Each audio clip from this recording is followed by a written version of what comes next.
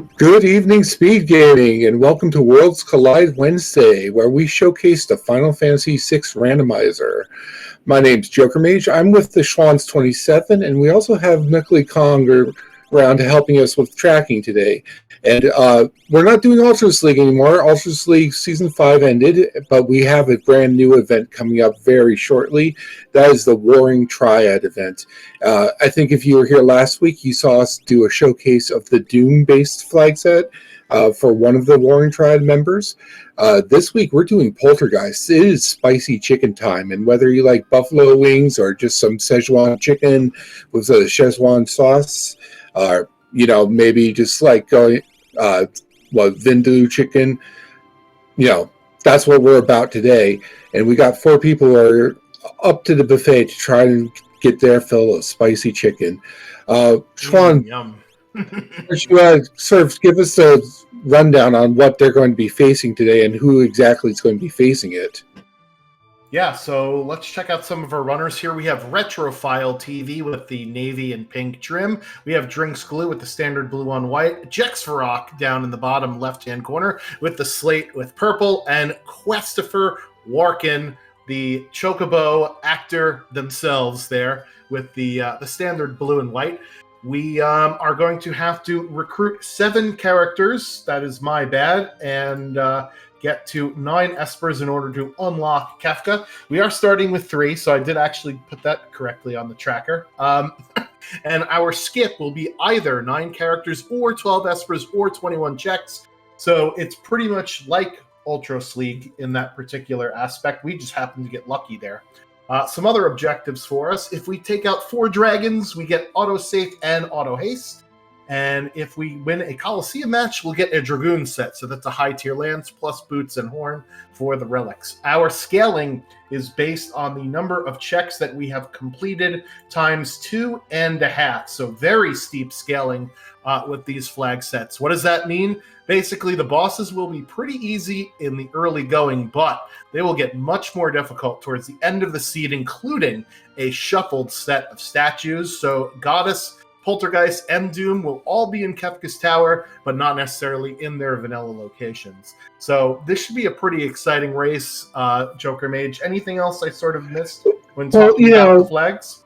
It's a spicy chicken flag set, so they're all going to be wearing some spicy chicken-themed clothing, which we'll see when the game actually loads up. I took a sneak peek at the palette, and it is very spicy. But if the chicken's too spicy, you can always stop, take a break, and just ice it down, right?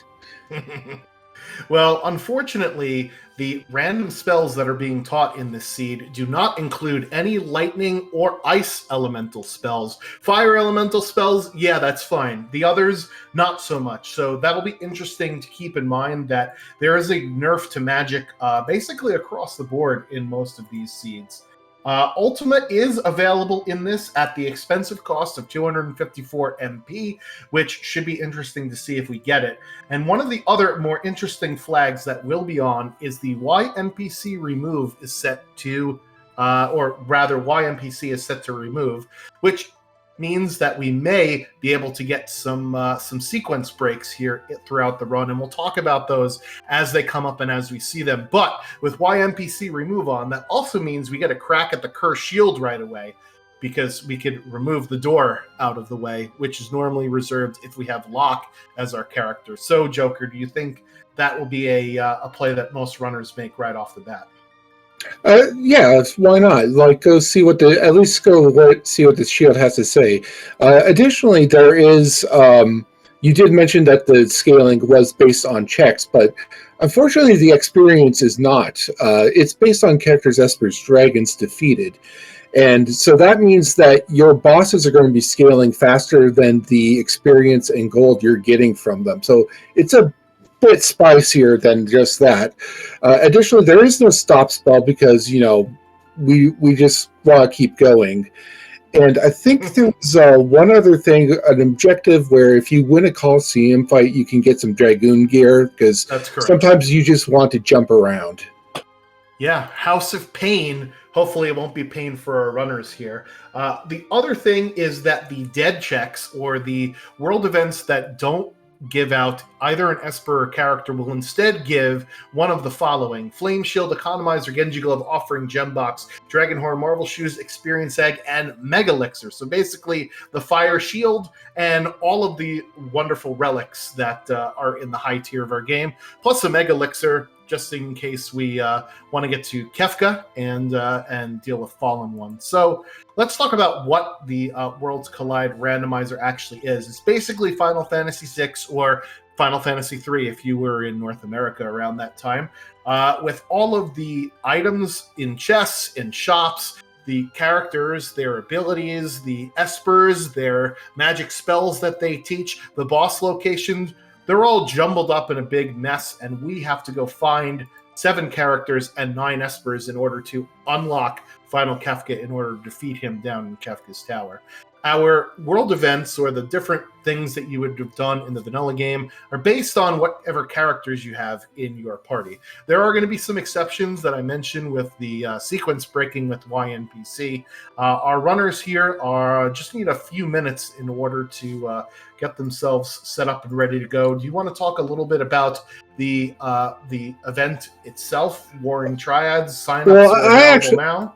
I actually wanted to make a few predictions. Oh, okay. So for my prediction for our openings, I think we'll see Retrofile and Jex go Returner Camp or South Figaro. I think we'll see Christopher Workin do Narsh, and I think we'll see Drinks Glue go Phoenix Cave.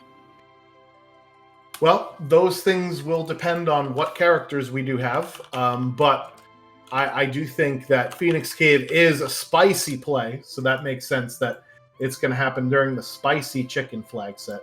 One of our runners is having a little bit of technical difficulties with their stream, in case you couldn't figure it out. It's the one that's not on the screen anymore.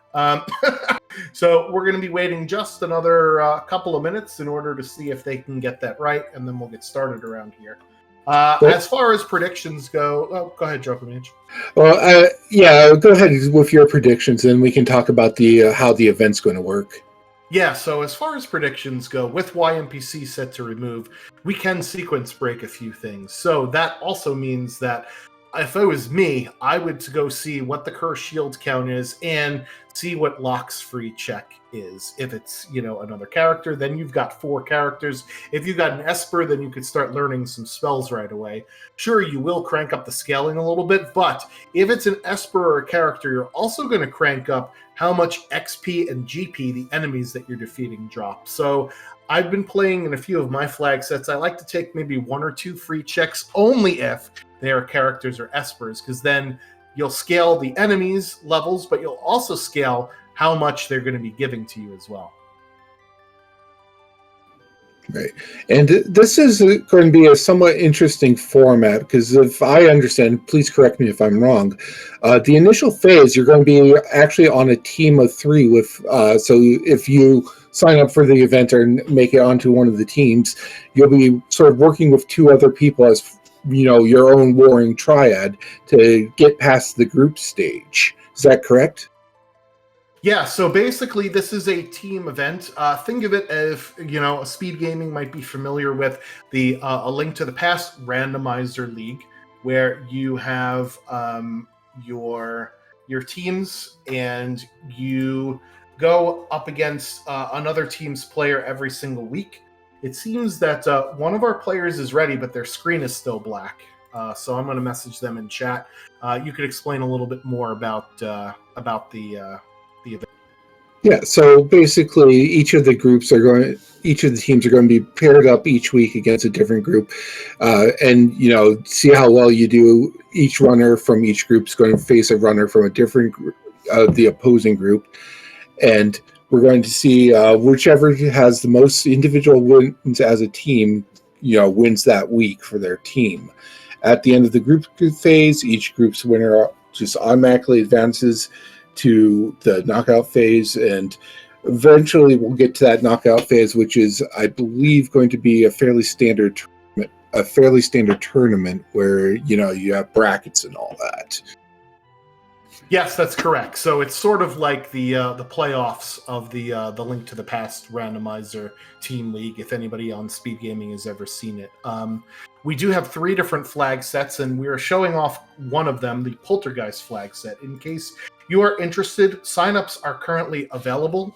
Head over to our Discord. There is a link in the chat if you're interested in doing that, and it should be a lot of fun. This is a really awesome event, and I can't wait for it to get started personally here. So, and it looks like the group stages will be starting on Sunday the 13th. So definitely, if you're interested, get signed up and get joined in. Yeah, so the teams will be picked balanced based on some of the different qualifiers that we've had, and Ultras League standings, which is our competitive sort of league-based event that happens every once in a while. And there are some spots for reserves in case you can't commit to a full season but want to step in when somebody has to go MIA for a week or so. That certainly will be helpful. These runners are just about to get set, and here we go. As new game has been clicked, we give bosses and dragons a few levels off the rip, and we've got Gao, Mog, and Shadow. Let's see what they're working with. Natural Magic Dance, Magitech Blitz for Gao is a real nice one, and Control for Shadow. So yeah, and like normally Gao can be a mixed bag, because if he ends up with 2 commands that aren't really good, you're looking to replace him. But in this case, Magitech and Blitz are both pretty good.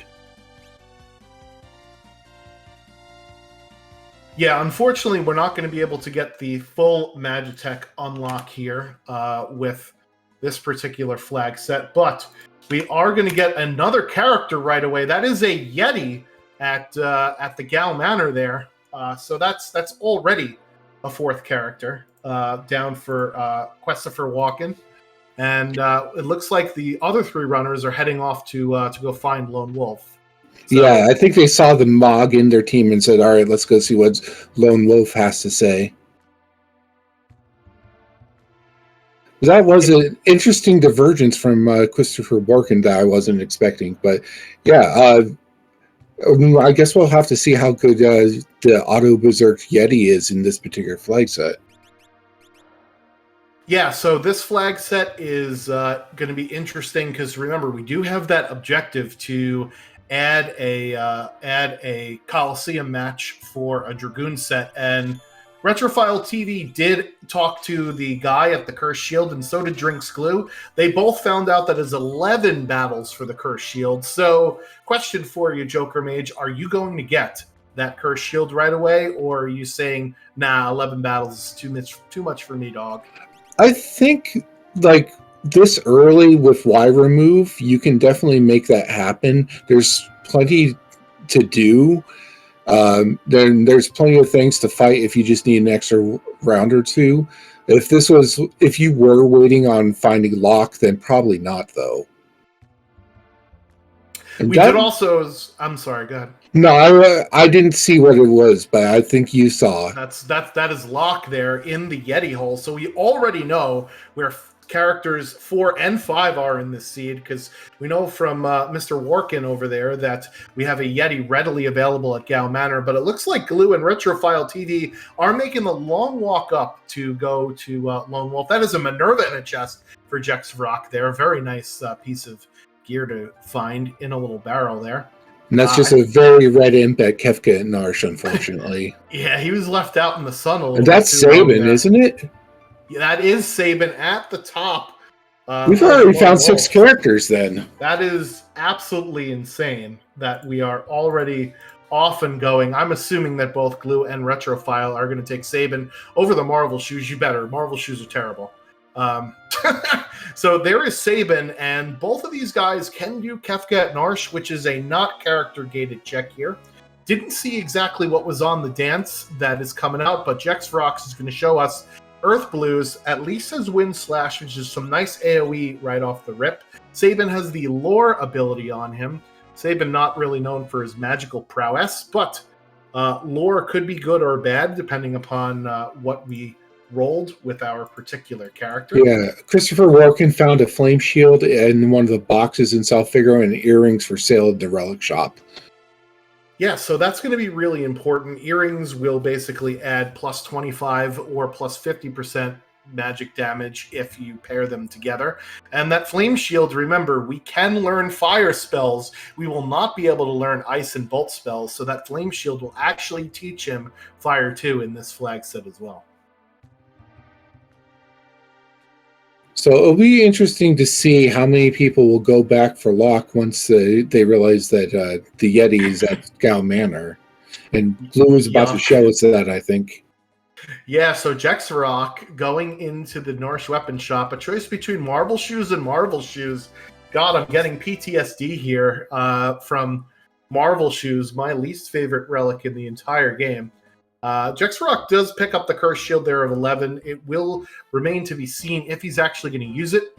Probably would want a ribbon, at the very least a peace ring, in order to nullify that Berserk. And Glue is going to leave the Yeti on the board. We're going to have a talk with him after the stream here, Joe. I think he got all Yeti'd out from the New Year's stream that he was part of. Yeah, so one of his flag sets that was chosen for the seed of the week was the Alumaro seed. I did not participate in it, but I heard it was a smashing good time. Anyway. Well, it's also during the New Year's, we were trying to do a 100% run, and his stated goal was to do a solo Kefka with Umaro. Yeah, that's always a good time, said no one ever. Anyway, Jexvarok is picking up his Yeti over there, and the bottom runners both have Yeti, and the top runners both have Sabin, right? So two different parties now going into the rest of the game. So let's talk about the different checks that we have available to us now. We saw at least one of Mog's, which was the Lone Wolf. We saw one of Shadows with Gao Manor. We also have the Floating Continent available, which is another Shadow check. We have the Cave on the Veldt, another Shadow check. For Mog, we have the Moogle Defense, where the Moogles come and rescue Terra in the vanilla game. And for Gao, we have the Veldt and the Serpent Trench. We need to find dried meat in order to crack our Veldt, though. I mean, this is a fairly solid party as far as checks go, because like Gao, Shadow, and Sabin all have checks near each other, so you can get a lot of stuff done relatively quickly. And here we see Glue doing the collapsing house, which is a very standard and very straightforward Sabin check. Yep, so Sabin, this is Sabin's only World of Ruin check. The other ones are all in the World of Balance. Mount Colts, Barren Falls, the Phantom Train, and the Imperial Camp. So we'll see if any of our runners head over to the Imperial Camp. 58,000 for Tzen Thief, a bit pricey there in the World of Ruin. It's a different price in the World of Balance, but we don't know exactly what that'll be yet. And it looks like Glue is heading into the collapsing house for the treasure in here. We'll see if he decides to dip in the monster in the boxes. Yeah, and offerings are a reward for some of the dead checks, so you might not be as tempted to try and find Katana Soul. That's an excellent point there. As we do see Christopher Walken taking off the Moogle Charm, we do give our runners 3 Moogle Charms to avoid the random encounters that is known in Final Fantasy, or at least this version of Final Fantasy. And you could take them off if you want in order to grind to gain some levels, because you start on level 3. And as you saw with those messages flashing up on screen earlier, the the bosses are definitely not on level 3. Okay, and Glue is through Collapsing House. We'll see if this is Magicite or Dead. Well, it is an Imp Sprite, right? So as you mentioned, it could only be an Esper or one of those items that we listed off before here. As we do see the Magicite. Ragnarok. Yeah, so that's the first shiny stone of the game there for Drinks Glue. Ragnarok the Esper. And he'll continue onwards. I wonder where he'll end up going next there. As we do see some dried meat in the shop. Make sure we go purchase that in order to do the Veldt check. And we know that there's not going to be ice and bolt or stop on that Esper, but I am curious what is actually going to be on it.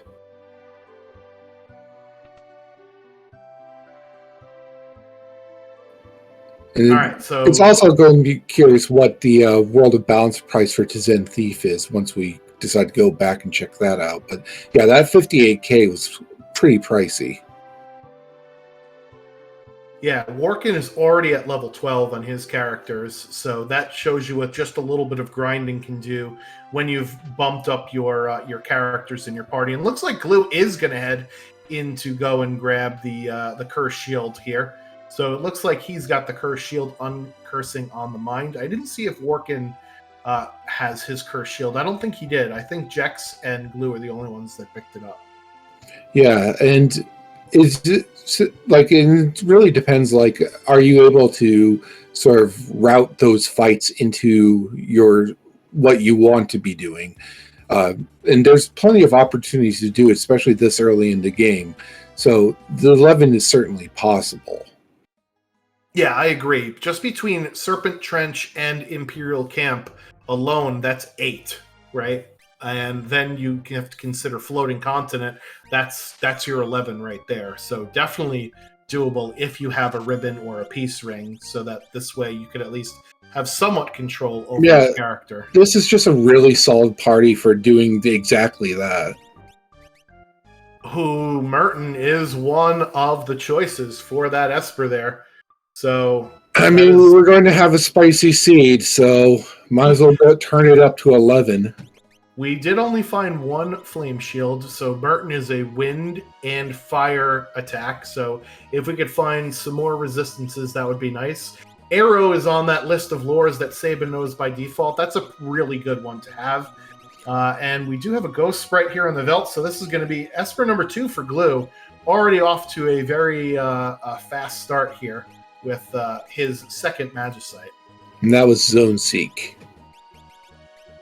Meanwhile, Jexarok looting the basement of South Figaro, and Mr. Workin over here is making his way through some Monster in a boxes to get a little bit more levels.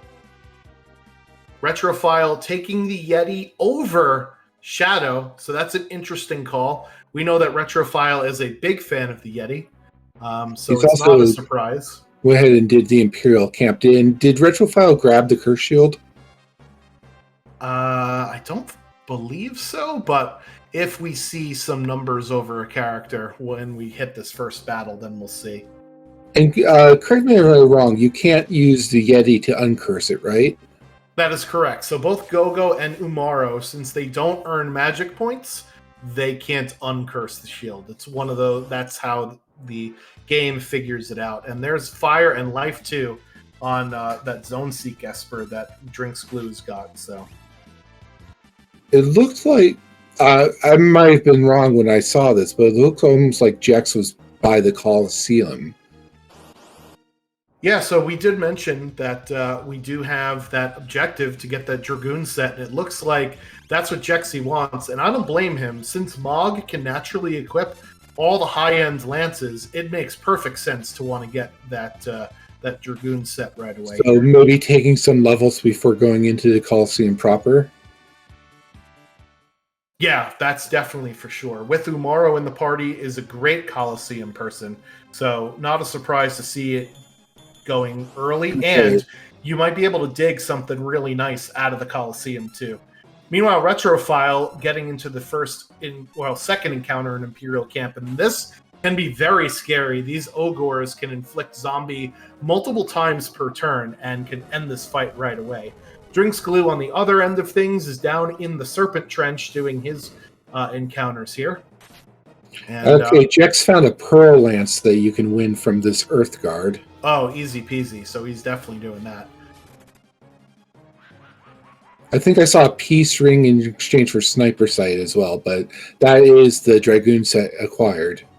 Very nicely done. So once he opens up the menu, we'll see exactly which Dragoon it was, but we know at least he got a Pearl Lance from the Coliseum there. And it looks like he's doing another fight. Maybe he's wanted to see if he could get something else. Yeah, this is a bit of a tougher one, though. Tyrannosaur is one of the dinosaurs that you fight in the dinosaur forest. Been scaled down, obviously, with Worlds Collide. As I mentioned before, the scaling is based on how many checks or world events you've done times 2.5. So this Imperial Camp check that Retrophile is doing is not a character either, because that is like a merchant sprite. Yeah, Workin picking up his 5th character there with Sabin, and Glue is continuing on through the Serpent Trench. Retrophile, unfortunately, leaving a couple of bodies on the ground, but getting some calmness protection in return. That is Fenrir for him at the Imperial camp, so that's really nice to have, Yeah, even if not everybody in his party got the XP there. I didn't see the results of Jex's second costume fight, but he's now in World of Ruin Albrook, probably going to loot out this place, including the dock crate. All right, so we did not see this yet. Christopher Workin is heading over to do the Kefka at Narsh fight here. So this will be new information for us. We know it's not a character because of the imp sprite. However, we do have 5 characters, so he is going to be able to take a full party to whatever this boss is at the end of Kefka, and he's already gotten some levels under him by taking off that Moogle Charm, so this is a good play here. Retrophile, going to be like TLC, chasing waterfalls. And that's a very spicy-looking Kefka, too. Once again, the sprites have been colored to represent... Oh, no! Immediate reset for Retrophile. Finding a Magimaster in the waterfall. Yeah, I can't do that just yet. And Wearer coming through in the chat. Thank you so much, chat. Got a potion out of that second Coliseum fight. So sometimes the strategy is, hey, let's just see what this random, item could be. If it's something really cool, then it's something that only I'm going to get. But a potion is not something that we want. Okay, so Retrophiles decided to come to World of Balance. Mobila's maybe going to do the Veld check and then followed by Serpent Trench.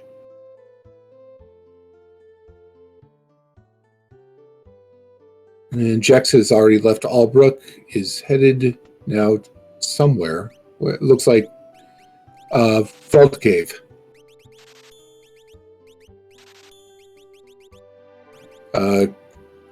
Christopher Workin's having a bit of trouble with the Kefka and Narsh fight. He took a couple of those extra fights and now has to hide out in the corner to try and get past those. It can be a tricky one. Meanwhile, Drinks Glue has, in fact, got to the end of the... oh dear, that's not what you want to have happen. No, but thankfully, it's just some PM stalkers. They are relatively easy. Sabin could actually probably take this fight with one use of arrow, but Workin deciding to run away instead. Yeah, sometimes if you miss the soldier skip, it costs more time than it would have saved if you did it properly. So Glue did get through Serpent Trench and got Kieran. So that's Esper number 3 for him. More PM stalkers here, and unfortunately, since they are undead, if you hit them with an undead weapon, they'll come right back to life with full health. So no thanks. Yeah, and this is kind of the risk you take with the Kefka and Narsh check, is that if you can get through the fights, you can take a couple of them before going to fight Kefka if you're not good enough to get the skip. But if you get caught up in the wrong fights, it can go sideways on you pretty quickly.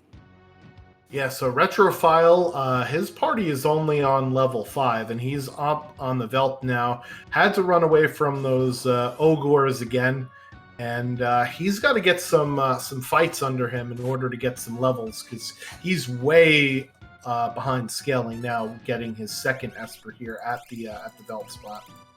Yeah, I see that Drex and Glue are both on about 13, it looks like, for their party members. Mm-hmm. Yeah, I know that's Workin is a little bit higher, but I think part of that is also because he got caught in the Kefka at Narsh trap here. One run through the Serpent Trench, though, will do Retrophile some good. Sometimes you just have to get over that first battle, and then you'll be fine. And we already know that Glue is going to get yet another Esper at the end of this. In fact, he's going to get Fenrir at the end of this. And it looks like the Kefka and Narsh is Yeti again. Another dab and Yeti. Got Umaros all over the seed. Dab him if you got him, folks. And the Veld Cave is a peekable one in that you can actually see what you're going to, the reward is if it's a character or not a character, at least, or even we're about to come up on that. Oh, yeah. So since it's an NPC sprite, that's actually a dead check. If it was an Esper, there would be a actual shiny Esper sprite on the ground there. And Workin picks himself up a flame shield from Kefgetnarsh. So that's a second piece of Merton protection and some extra levels, but otherwise it's a dead check there, which is not what you want to see. And he's going right into the lighter version, the Moogle defense. And since Mog is the sprite here, we know that this is not going to be a character either. But I think that's fine. We've been pretty overloaded with characters so far in the seed. Remember, we do know that Locke is in the Umaro cave from some of our other runners. So we already know where up to 6 characters are. I think it looks like, yeah, Jex is in Vector. Yeah, it looks like he's looking around for stuff, but Vector is also a place that's guarded by a couple of NPCs, and you could just press Y to yeet them out of the way. So you could actually head into the Magitech factory here, which is normally reserved for if you have Celeste, but you could use Y NPC remove in order to sequence break this here. So Jex is going into a spot which is out of logic, so this might not necessarily indicate whether or not you were supposed to come here for a character or not. But he has an opportunity to kill at least, 4 different bosses and get 3 checks here, one of which is guaranteed at the end of the minecart ride to be either a character or an Esper. Can you Y remove the boss sprites in a couple of these locations? Yes, you can actually. You can Y remove the Shiva sprite or the Ifrit sprite, and you can Y remove the number 24 sprite, but you won't get the reward from either one of those fights. So it doesn't really make a whole lot of sense to do it, as I missed what Workin got out of the Moogle defense. Hopefully our other tracker, Knuckly Kong, is on top of things. Otherwise, I do have his Workin's tracker pulled up, and it looks like it was a dead check, so that's not fun. So, right, okay, it looks like Lube may be giving us a peek into the Phantom Train. That is one of Saban's checks, and it does. You can sort of see what you're going to get before you commit to it. So, question from the chat: does this Magitech factory check upgrade the Magitech command? And the answer is no. The Magitech command does not have an upgrade in this flag set, and there is another character on the Phantom Train. It is Realm with her vanilla sketch. Will Glue end up taking her over one of the characters he already has, is the question. I mean, that partially depends on what her magic power is, because at this point, he's already got quite a few levels, and it'd be nice to, get some plus magic power on her if you're planning on using her.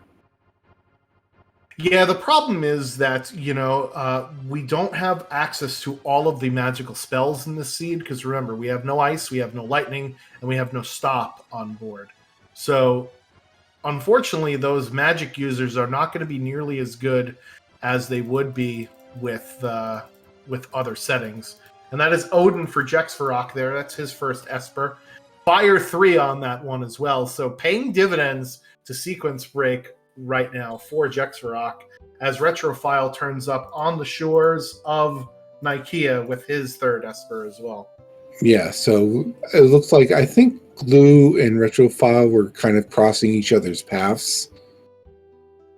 Because I know Glue already went through Serpent's Trench, and I'm not I think Retrophile may have, or Glue may have done the check that Retrophile also did, but right now the Phantom Train is the only real new thing we've seen since Magitech Facility. Second boss in here is Welk. So one of the only ways that you can get access to ice and lightning magic in this seed is with the Magitech ability. So I would be holding on to Gao just for having those two elemental spells that I could actually cast. And yeah, it's single target, and it's the equivalent of a level 2 elemental spell, essentially. But if it's an element that we don't have, then it's something that we should want to get. Okay, so where's Retrophile going ahead now?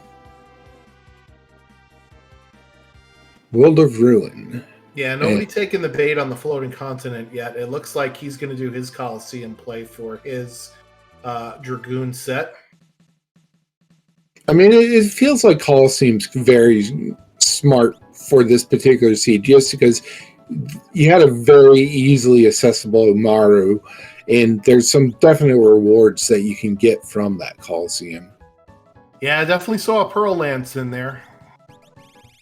It is another Esper for Jexvarok. Meanwhile, this one only has Cure 2 on it, so not the same as that other Odin, but still an Esper is an Esper nonetheless. And since this last check in the Magitech factory is guaranteed to have either a character or an Esper, that is a 3 for 3 at least Magitech factory on progression, so no dead checks in here.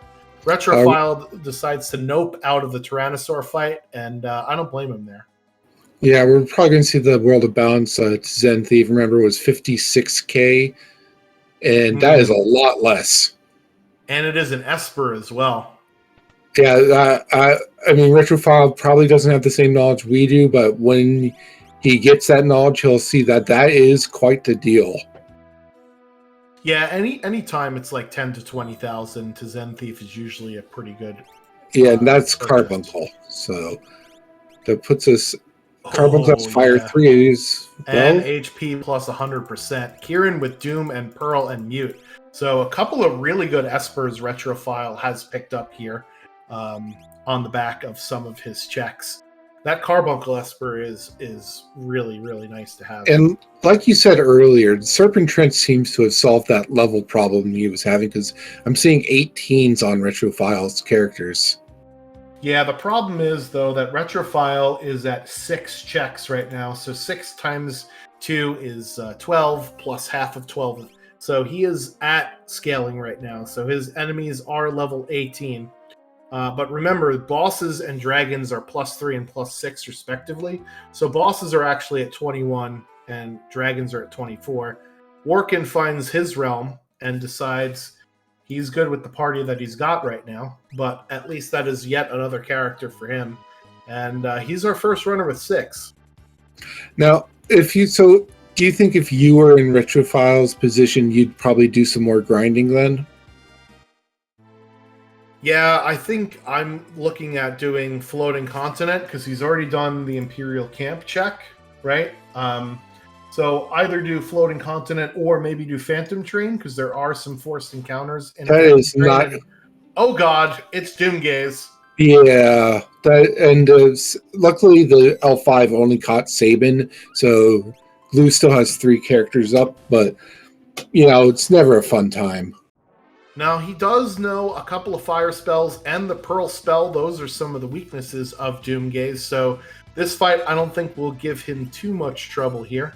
As for a boss that's stronger against fire, we do have Flame Eater on Jex's side, is the 3rd boss in Magitech Facility. But yeah, that thing, Flame Eater is not usually a threat. And when you have, I think he was using the Ice spell from Magitech. Yep. So yeah, that went down pretty quick.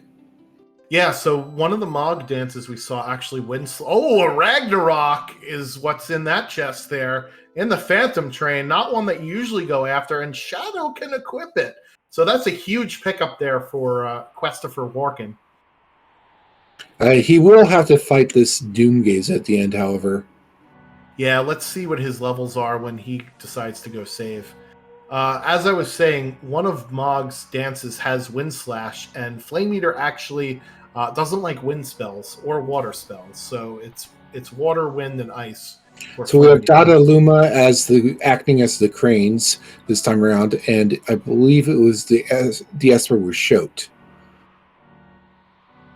All right, so 3 Espers there for Jexvarok at the end of the Magitech facility. You got to be happy with that going into this multi-part check and getting out of it with 3 things that you need. I'm kind of glad just to see Dada Luma at the end because he's usually not a threat. No, he can be a bit of a time waste though if you get into that potion and tonic part of his script. But that Pogo Mog from that Coliseum win coming down heavy on Dataluma there, and Jexfarok out with 3 shiny stones. And I think, based on the music, Retrophile TV is in the world of Ruin Narsh, so this means he's going to be getting his lock up here soon from the Yeah, he just walked by a dragon to go use the save spot, but I think he's going to take on a dragon. Yeah, so 4 dragons will give us auto safe and auto haste, I believe, are the 2. Where did I did not. I think it's auto haste and auto safe. Yes, Christopher Walken's at level 24 with his entire party, and he's about to go trigger that fight and say, "Oh, I'm glad I'm not 1 level higher." Meanwhile, Glue did get through the Doomgaze. Yeah, this is why you always save on the Phantom Train, even if even if you think you could beat whatever thing comes afterwards, because having to redo that all over again is just awful. I thought we had shuffled dragons, but this is a vanilla ice.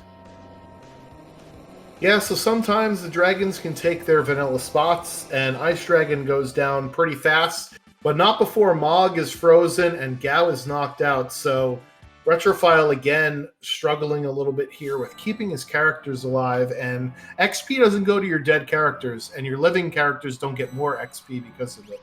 So that's just rather unfortunate there, as he is our first runner with a dragon in tow.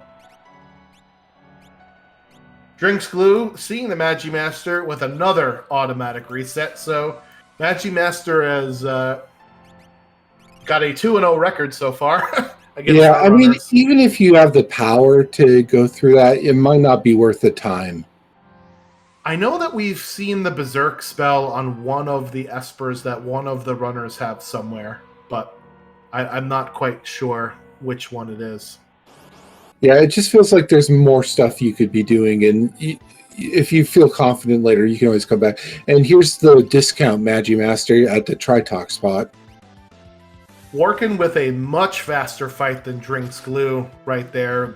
Part of it is attributed to the fact that he has that Ragnarok with Shadow and has some other spells like that Pearl and that Fire.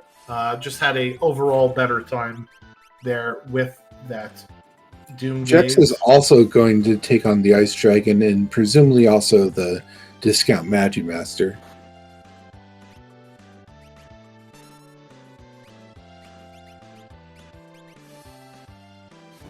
And it looks like Glue is also in World of Ruin Narsh, so might see more dragon fighting going on.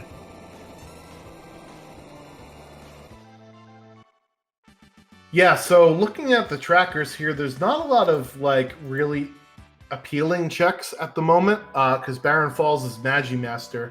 Mount Colts, I would argue, is a pretty appealing check. It's not that long, but it is Saban's longest check besides the Phantom Train. And then we've got Velt Cave, which is peakable, and then Floating Continent. So runners avoiding Floating Continent here thus far. I mean, we've already at least Jex has seen Velt Cave. I don't think anyone else has yet. Yeah, I know it was a dead check, right? So whoever did that must have warped out of there. Yeah, I'm pretty sure that was Jex who warped out. But we do have Christopher Walken about to go find Magimaster, just on a waterfall. Yeah, so it'll be interesting to see if Walken is going to take this fight. He might be the one that's got Berserk on one of his Espers. I'm not quite sure. Although he only has 2, so maybe that's not true. Well, he hasn't reset yet. Yeah, I think you kind of, when this happens, you mull over, okay, what are my choices here?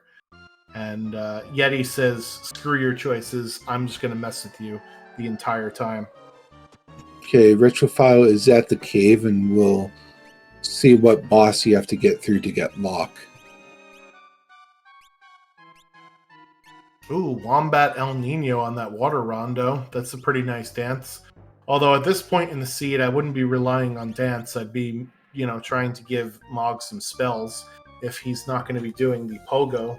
And we've got 3 of the same sprite on now. But only one of them is the real Magimaster. Yeah, and the real Magimaster is given work in the business here.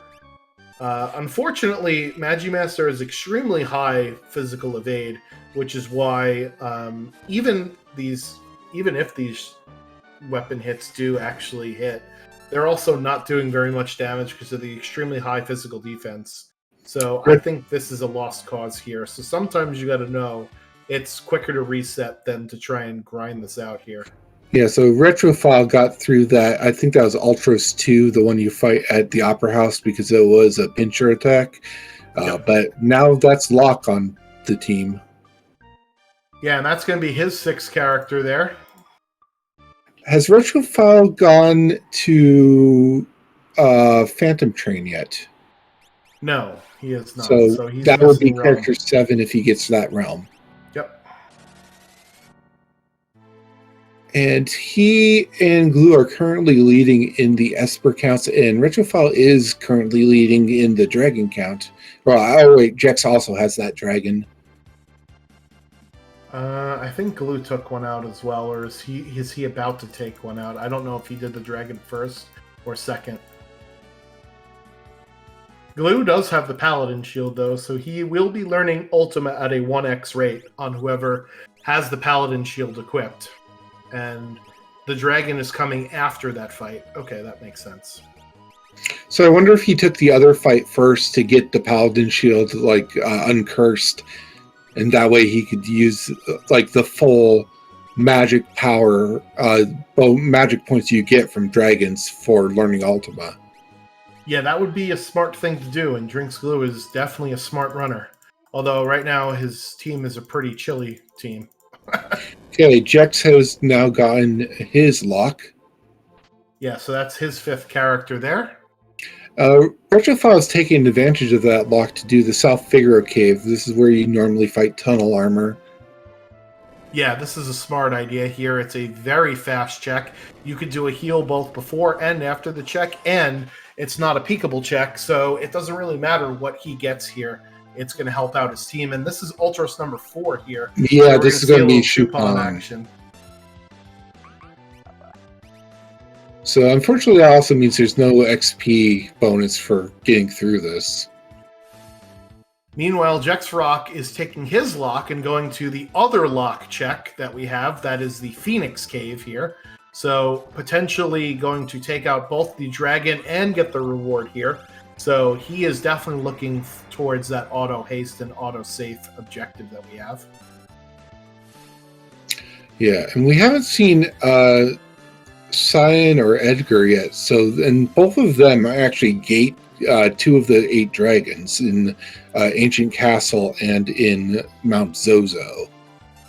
Yeah, that's normally correct, except we have YMPC set to remove. So you could actually get rid of the door that you need for the Rust Rid to get to that dragon, and you can get rid of Siegfried, who's blocking the way to the Ancient Castle, to get to that dragon. So we actually have access to all of the dragons here in this seed with YMPC remove. But normally, in normal character gated settings, you're absolutely correct. And Workin finally decides to reset out of that because doing damage 40 and 50 at a time to Magimaster is just not going to work. And oh no! It's a travesty. He's got to fight Doomgaze all over again here. Losing to the save boss. Yeah, I mean, he did have a fairly quick Doomgaze fight originally. So hopefully he'll be able to just, get back on track right after that. But it is definitely an unfortunate happenstance. Glue gets his lock, so that's 3 of our runners now having lock. Yep, and that's character number 6 for him. Jexvarok, meanwhile, making his way through the Phoenix Cave here. He's probably about halfway done. Okay, which character does Glue not have, then? He is missing, let's see. Is he missing Sabin?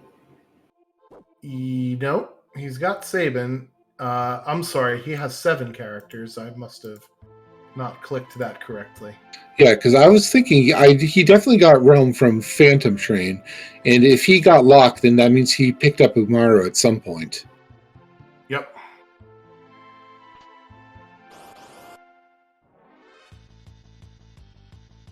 All right. Ooh, a Super Ball right before the dragon fight. That's Storm Dragon that you normally encounter at Mount Zozo, I believe.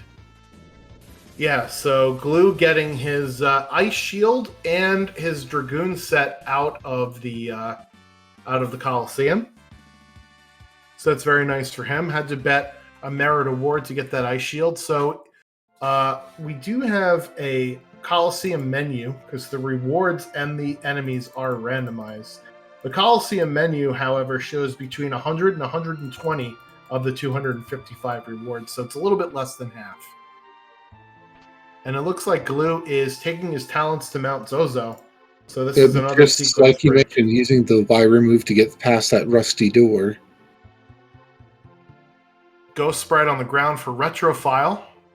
Let's see if he realizes this is a dead check. And it looks like he's just going to go for it anyway.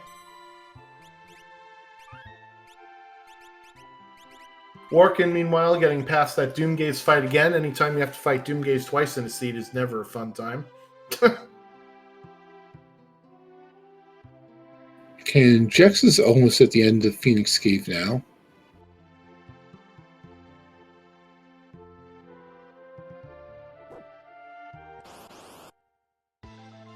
He did kill a second dragon there. I didn't actually see what the reward was for killing that second dragon.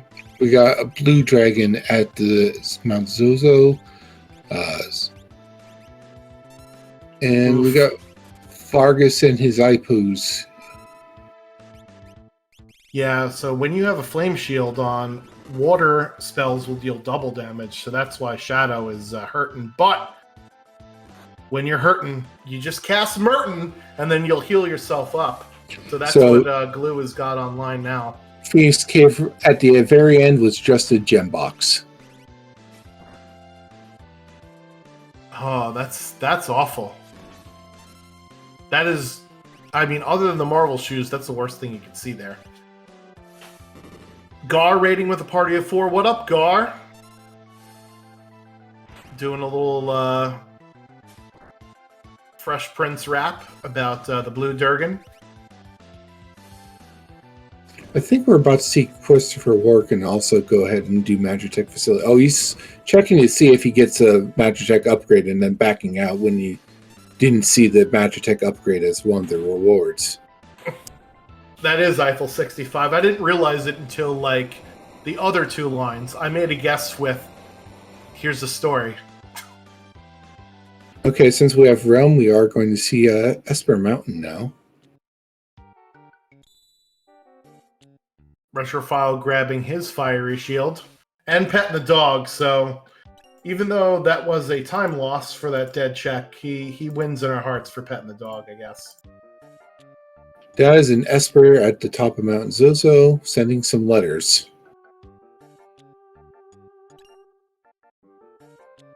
Jex is through that Chupon fight. Gets Bismarck.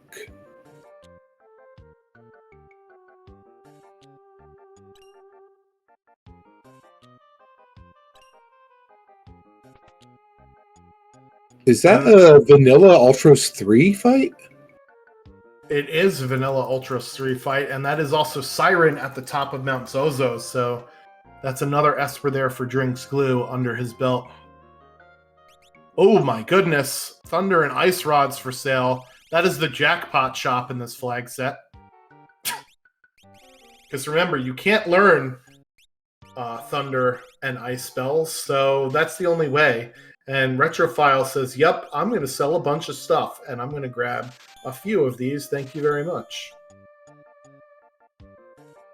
Okay, and that was Go-Go, so Christopher Walken now has 7 characters. Where was Go-Go? At Esper Mountain? Esper Mountain. Nice. Well, unfortunately for him, now he needs Espers. So, Joker, you sort of change your strategy up once you've gotten to one part of your go mode. Do you just go after things like peekable checks then, or go after the fastest checks available? Sir, you assume that I get anywhere close to go mode. But yeah, the way. All right. Well, if you were to get near go mode, what would you do? Well, the way the randomizer works is that it generally characters are placed after newer characters, so it creates sort of a linear thing. Then it branches out for espers. So you might want to start backtracking and finishing off the checks you have for your previous party members. But yeah, definitely do a lot of the checks that are peakable, but also do some of the ones that have like guaranteed stuff like Magitech Facility and Floating Continent. All right, Retrophile TV also removing the door off the hinges here, breaking it down, and going to fight this dragon, get the Siren Esper at the top of this. Drinks Glue taking a detour to go take in an opera, but there's a Durgan on the stage.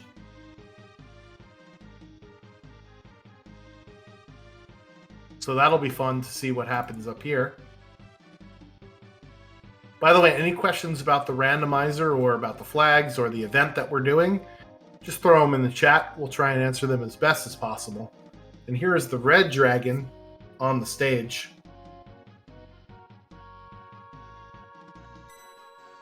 Looks like Jex Farrak has also uncursed that Paladin shield. Yeah, so we'll at least see some. I don't know, but maybe you know, is it possible to find economizers in this particular flag set? I believe so. So Let's see. Yeah, economizers are one of the checks or one of the rewards from dead checks here. Okay, yeah, so that might be something they're hoping for, because that is a very expensive Ultima. So you're either going to need a lot of MP to fuel that, or you're going to want to find an economizer just to make that affordable. There's our first big blue bubble of the seed, I believe, there from Drinks Glue. Used an Ultima, and then another blue spell, a little Queen Sleep action there on that red dragon. And the blue dragon's also using its version of like water spells.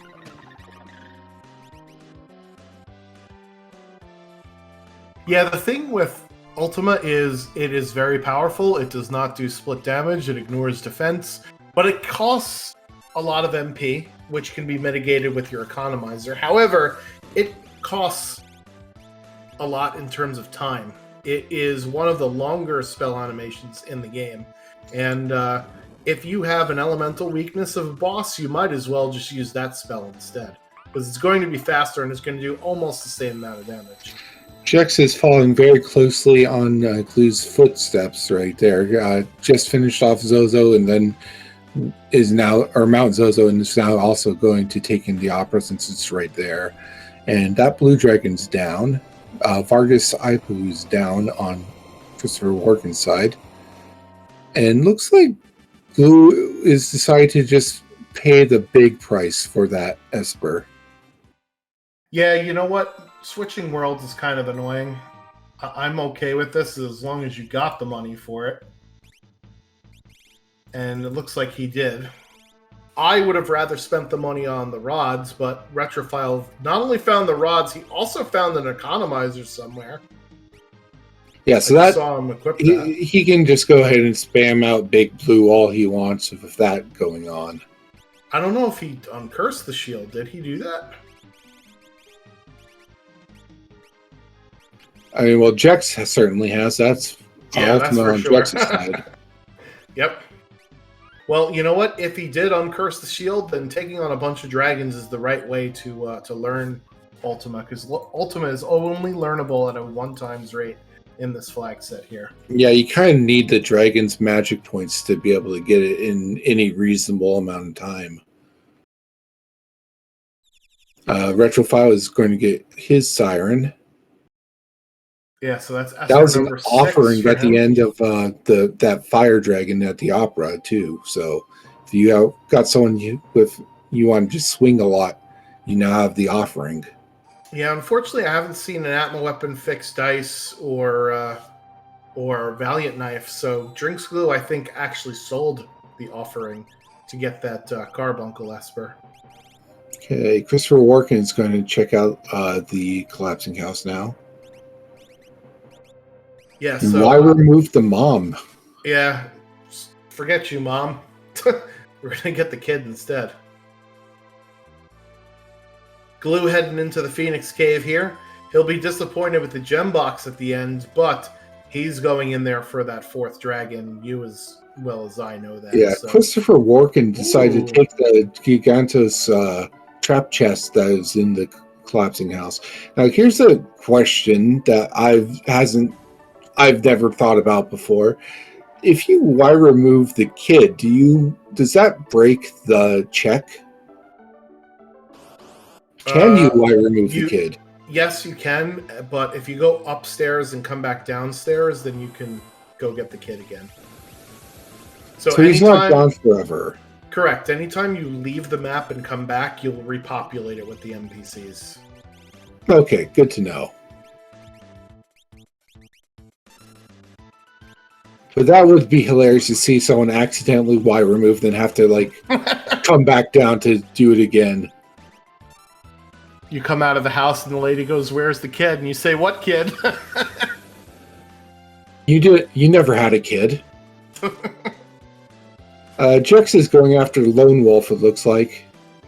Yeah, he sees Locke there in the hidey hole, but he already knew that. And yeah, Lone Wolf is going to be his Sabin, along with an ultimate counter from the Red Dragon. Retrophile, you better be able to take it if you could dish it. Oh no! Yeah, that's not great when, the enemies start using Ultima. No. But again, this is what happens when you start getting further and further along in this flag set. I did mention that, bosses are pretty easy in the beginning. They tend to get pretty swollen tough towards the end of the seed there. This will be character 6 for Jex. That is correct. Unless he takes the Marvel shoes, which he shouldn't.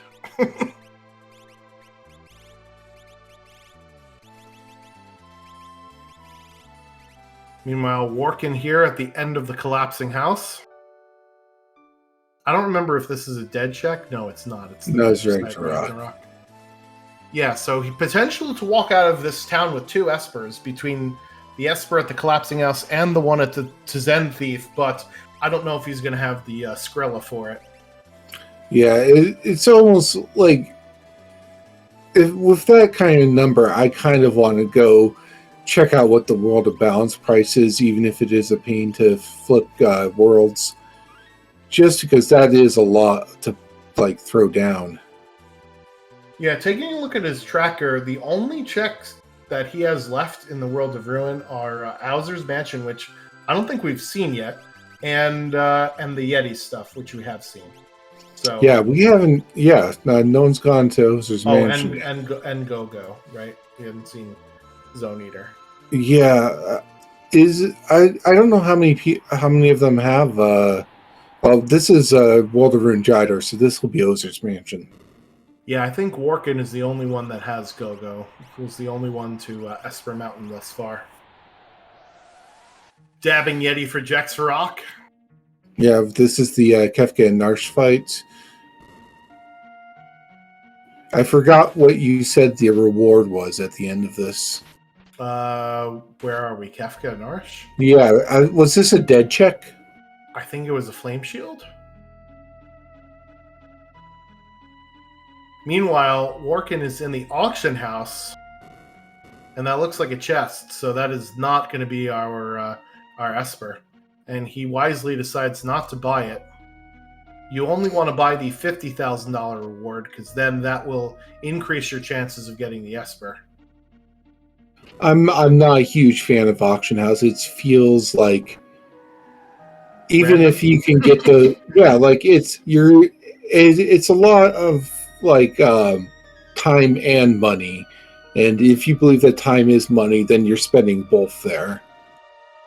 Well, there's a lot of checks in the game that are way longer than the auction house, and if you know that there's an Esper there, right, you might as well give it a go. And what else are you going to spend money on besides a ton of rods if you're Retrophile? Hey, those tons of rods could come in handy, and there's always the possibility of trying to buy 1,000th of an airship or possibly an imp robot. You just got to beat out those other people who keep on bidding more than you. Those jerks. That spoiled little brat. Doesn't realize how good he's got it.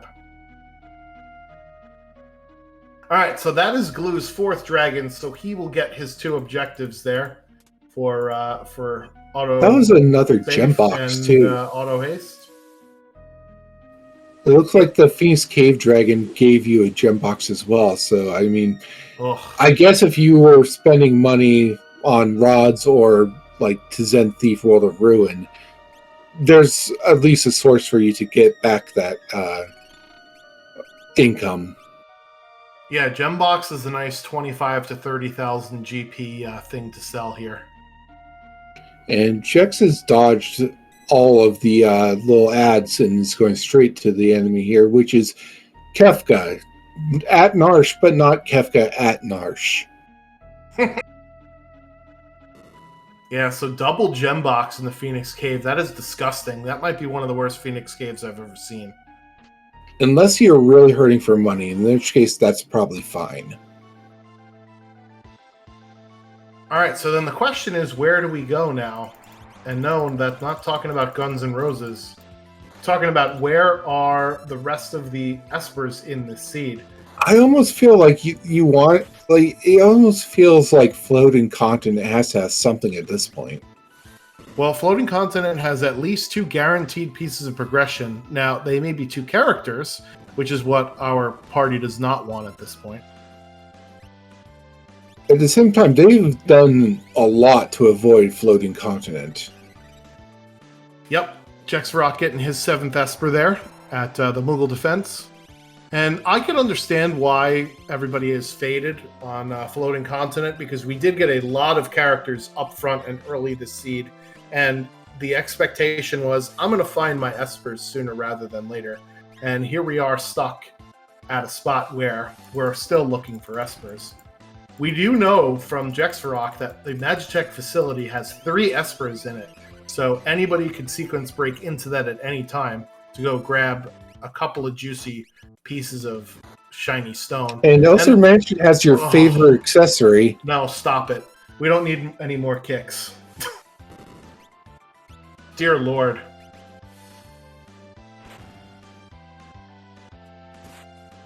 All right, so here's another attempt at the auction house, and he gets it! Our Chocobo turned actor, Christopher Warken, grabbing an Esper there on the 2nd try. Retrofile is through the Storm Dragon, I believe. I forget where exactly that was. Yeah, what do you think? Oh, that was Phoenix Cave. Okay. Yeah, so what do you think, chat? Would you be thinking about going to Floating Continent even with 7 characters at the moment, or would you just try and force your way through all the other checks now? Yeah, because Glue basically has what are the ones he has left? We know that Esper Mountain is Go-Go. We have Owser's Mansion, which is trash. We have Barren Falls, which is Magimaster. We have Mount Colts, which surprisingly nobody has done yet. I'm really surprised about that. A lot of people fade Mount Colts too, which is, I think, a relatively fast check. Looks like Glue is thinking about it and is probably going for it. We'll sequence break and go ahead.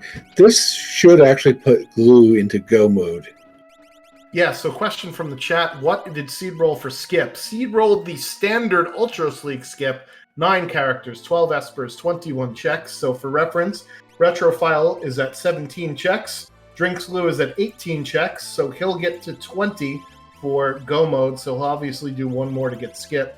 Jexvarok has 3, 4, 5, 6, 7, 8, 9, 10, 11, 12, 13, 14, 15, 16 checks, and Workin has 11 checks.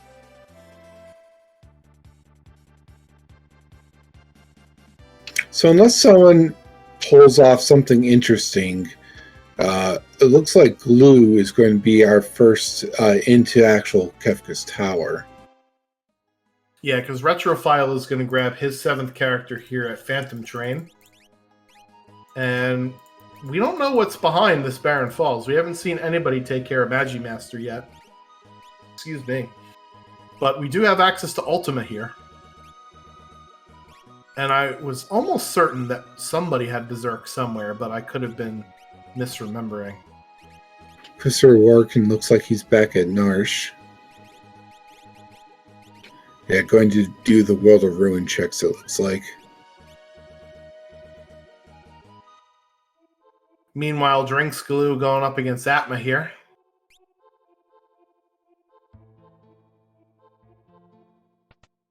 Pretty paltry on that Fire 2 spell.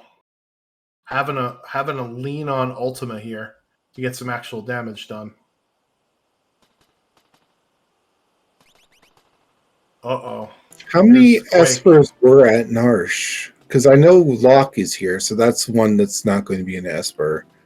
I don't the dragon's remember. not going to be an Esper, so it was the Tritalk? I don't remember what Tritalk was. If I had to guess, though, based on how terrible this seed has been so far, it's probably Marvel Shoes. I mean, they'll have enough Marvel Shoes to equip each of their party members twice. So they'll have Marvel Shoes for their feet and for their hands. Gross.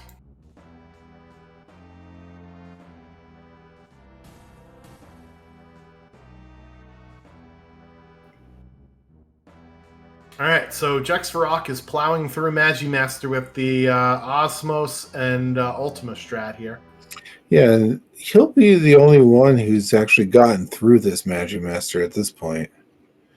Retrofile reset out of Phantom Train.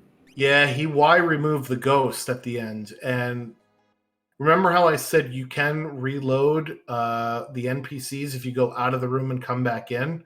You're not supposed to be able to go back out of that room once that NPC is loaded. So he effectively got stuck in that room there. Meanwhile, Jexvarok is at the bottom of Barren Falls, a place where only one runner has gone thus far. And oh my god, it's a dragon horn. Who rolled this garbage? The answer was me, chat. It was me.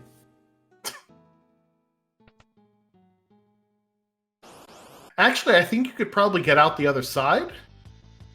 I don't know. I haven't tried that, but yeah, be careful with YNPC remove. You can soft lock yourself.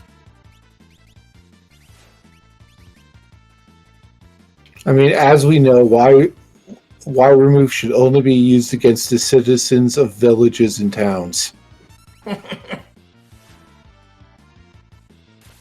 don't know. Sword Tech guy is pretty annoying. Oh, that's a really annoying warp puck. Just, I'm pretty sure got sneezed 2 of the Retrophiles group. Yeah, that means that they won't get the XP and MP, but thankfully it's not a sneeze all the way back to the airship, like Fumbaba. Yeah, I mean, my favorite thing to do on warp puck is just take control. Ugh. Yeah, so I was right. It was a dead check, but it was a Mega Elixir. It wasn't Marvel Shoes.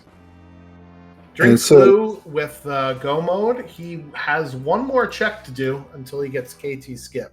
So I'm going to assume that he's going to go ahead and do a check real fast here. Is he just going to warp out of where he is right now? Yeah, I believe he's back on the overworld. Ooh, hidden Thunder Shield as well, and the Phantom Train treasure be popping off tonight between that Ragnarok and the hidden Thunder Shield. Now, normally at this point, an hour into the seed, I would tell you to stop looting, but I guess it's paid off once or twice because people have found some stuff.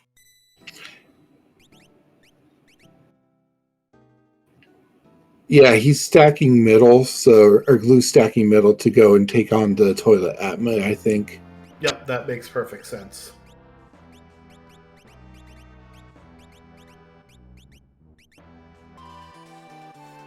So we will see a toilet Atma in this seed, which is always fun. I like having the introduction of the checks completed for the skip, because it allows for plays like this where normally you would never ever do toilet Atma unless you made like a pre-race bet or something like that. Did Christopher Workin strategy see that this was Locke? He might have, and misremembered, but now he's definitely gonna know.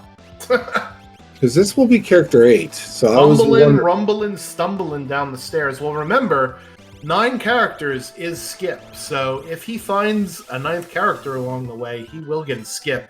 Retrophile, unfortunately, finding out who the boss of the Phantom Train is the hard way.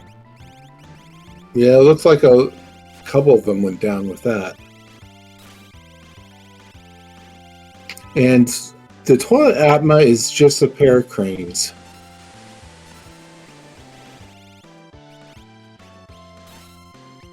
Character 8 for Workin, and Esper number 9 for Jexvarok, according to his tracker. I don't know where he picked up 2. I must have missed the last couple.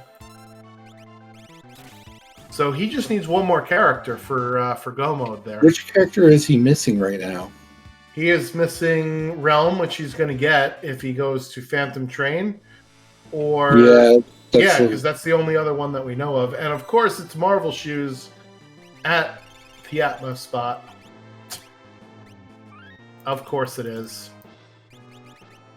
And Jexvarok here is going to pick up his 7th character. Now, he cannot actually take Realm out of this check until he beats the boss. So it's going to be a little bit here before we can do that. And if you want to feel like our runners do, you can pick up your Schwartz brand Marvel Shoes at our Discord.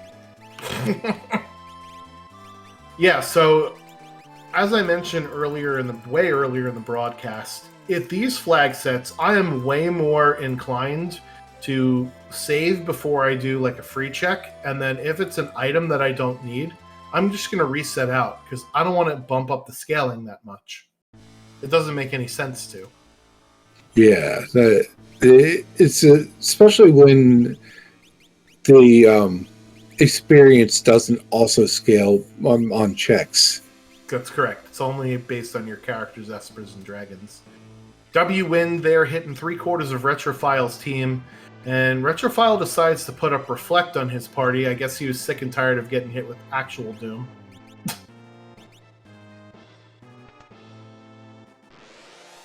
Okay, right. Guardian spot. What do we got? So this is a randomized boss from the set of bosses, and it is a beefy boy that has skipped leg day.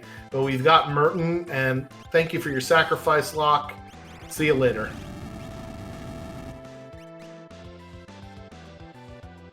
So the other 3 bosses in Kefka's Tower will be the statues, Doom, Goddess, and Poltergeist, but we don't know what spots they will actually be in because they are shuffled amongst themselves. And considering that we are at 21 checks for Drinks Glue, that means that we're going to have level 50 bosses because that's the cap of the scaling. So these are going to be some very tough fights here ahead of them. So Retrophile just needs to find 3 more Espers. Jex just needs to get that Realm. Yeah, he's got to make it past Doomgaze. I did not see the levels of his party. We'll see if he goes in the save room first and gives us a sneak peek at it. Meanwhile, Workin is doing the Velt. And I think this is an Esper. I mean, right now it's just 3 pugs, but... That is correct. Retrophile going to be disappointed that that's Go-Go, but deciding to go through with it anyway. And here we go. The math. Jexvarok has 1 character die to math this seed. Yeah, so I think in these flag sets, the game doesn't really begin until you get to Kefka's Tower, because that's where the hard fights are going to be. Because you could go up with an entire party up against, some pretty tough bosses, and they'll still die relatively fast. But when you only have 1 or 2 characters against really tough bosses, they're going to start to take a while. So this is where you're going to see time is going to start to eat away at our runners once they've entered in Kefka's Tower. That's 1 boss fight down for Drinks Glue, and especially Fun Baba is just basically an HP bag at level 50. I mean, you did get me curious about what might actually be at Mount Colts, considering everyone's managed to skip that. Well, we do have the seed.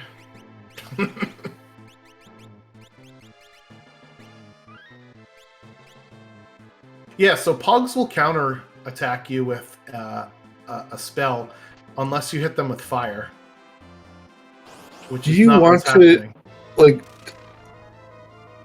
I don't know. I'm just trying to, because I feel like if it was me, I might have just ran from this fight and tried again. But is Oh yeah. Shadow trying to, or I'm sorry, Christopher Walken trying to do something else here, or no? He's just going for it. No, it looks like he's just going to go for it, and he does get the magic meat. He almost accidentally toasted that ghost on fire, which would have been really bad. I mean, I feel like that is also just a rite of passage with Final Fantasy VI in general. It's like, Yeah, you're supposed to feed him, not your fist. Yeah, you have to sabotage your Velt reward before you could be an official Worlds Collide runner. And that's Jexrock out of the Phantom Train, so he's in go mode now with 7 characters, 9 Espers. So he'll be in Kefka's Tower shortly. How many checks does he have? Let's see, I gotta count again. 1, 2, 3, 4. Plus 3 is 7, 8, 9, 10, 11, 12, 13, 14, 15, 16, 17. Oh, and these 3, 18, 20. Okay, so same thing. Just needs to do toilet Let me atma. just make sure. 4, 7, 8, 9, 10, 11, 12, 13, 14, 15, 16, 17, 18, 19, 20. Yeah. Actually, he's at 21. Okay, so he's just going to skip. He's already just going to go straight to the statues right there. Yep. That gets him pretty close. Christopher Walken is doing the Zone Eater cave. Goddess is down on Glue side. Yeah, when you got Merton, that's pretty much all she wrote for Goddess. Locke is also down on Glue side. Yeah, Locke is one of his meat shields, so it's fine that he's taking a nap there.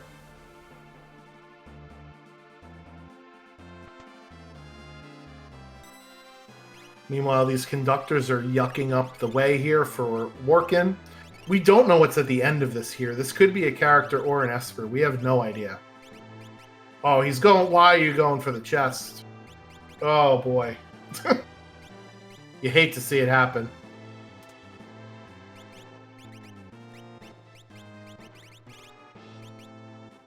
Meanwhile, it's Covert and Marshall for Retrophile. Where is he? Is he at Owser's? I believe so. I don't remember. I don't remember this fight. Yeah, we saw this, I think, on Glue side when he did Owser's. Yeah, I just don't remember it. And there it is, boys and girls, the mascot of the flag set. And wouldn't you know it, it's Gao in Umaro. And of course, stop goes right to Gao. And Jexrock also taking on the Poltergeist at the same time.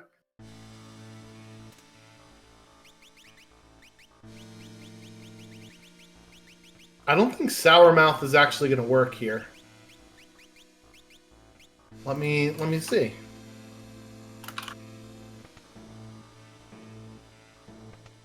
Sourmouth will inflict Dark Poison, Imp, Mute, Muddle, and Sleep. So, unfortunately, does not inflict Stop, which is what we're really looking for.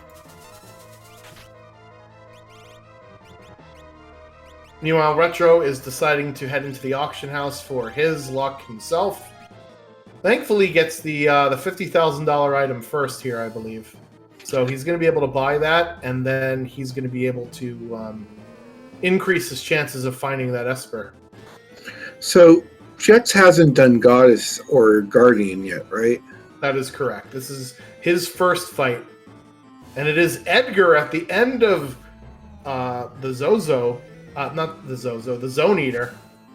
So that's character number 9 for Workin, and that'll be Kefka Tower skip for him as well. He still, however, does have to find the rest of the Espers he needs. Yeah, he only has 5 Espers, so he needs 4 of them, but at least he can go check the Figaro Castle, and, you know, he can maybe also peek the Edgar loop, because you can check to see what the first reward may be of the South Figaro loop. And it looks like that's exactly what he's going to do here. And That is a chicken down, and unfortunately for Glue, that's another reset there. Getting unlucky with the stop blaster. You hate to see This it. does give Jax a chance to catch up if he can get through some of the other ones before Glue's able to get through that chicken. Yeah, it might almost be worth. There it is. There's the wall ring. Smartly has a wall ring relic on him still. Didn't sell it. So Gao is going to equip that wall ring here for this particular fight. So wall ring will reflect spells back at the caster. And since Poltergeist is susceptible to stop, that means if it gets cast on Gao, that he'll stop himself.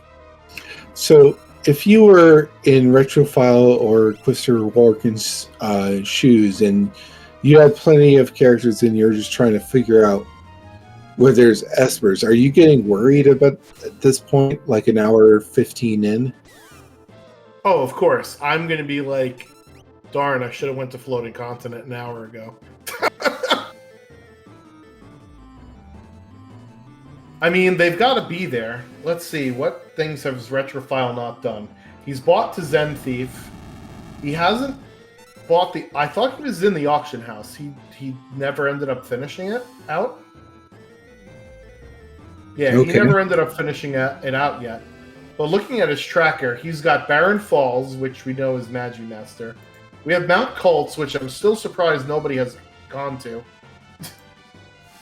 At this point, I think they're doing it to troll you. Yeah, of course. And they're going to put on Marvel shoes when they go there eventually. Of course. How else are they going to get there fast?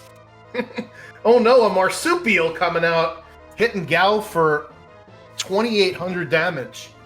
But Glue is going to continue on here, going to try his luck with Ultima. Meanwhile, Doom, I think, is the statue on the left. So Vanilla Doom. Yeah, Jax, as far as I know, still hasn't gone through that Guardian fight yet.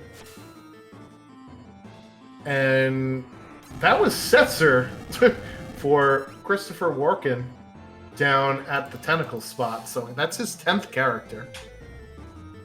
Now, Setzer is actually a pretty good character when you need espers because he will give you access to the Search the Skies spot, and he gives you access to Daryl's Tomb, which you can look to see what the reward is before you fight the boss. And the Colon Janin is a pretty fast check. So that's a character I actually don't hate seeing. But I certainly would not be doing this going to Ancient Castle here.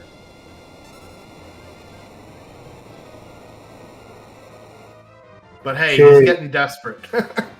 Speaking of desperation, Doom's aura is shaking on Jax's side. Yeah, so this is the second half of the fight when Doom gets the reflect and the image status. Thankfully, Ultima can't be reflected. And image is only a thing with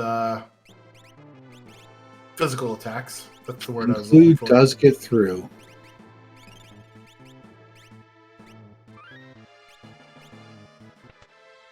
Where is Retrophile going? Oh, he's going to Kefka at Norsh.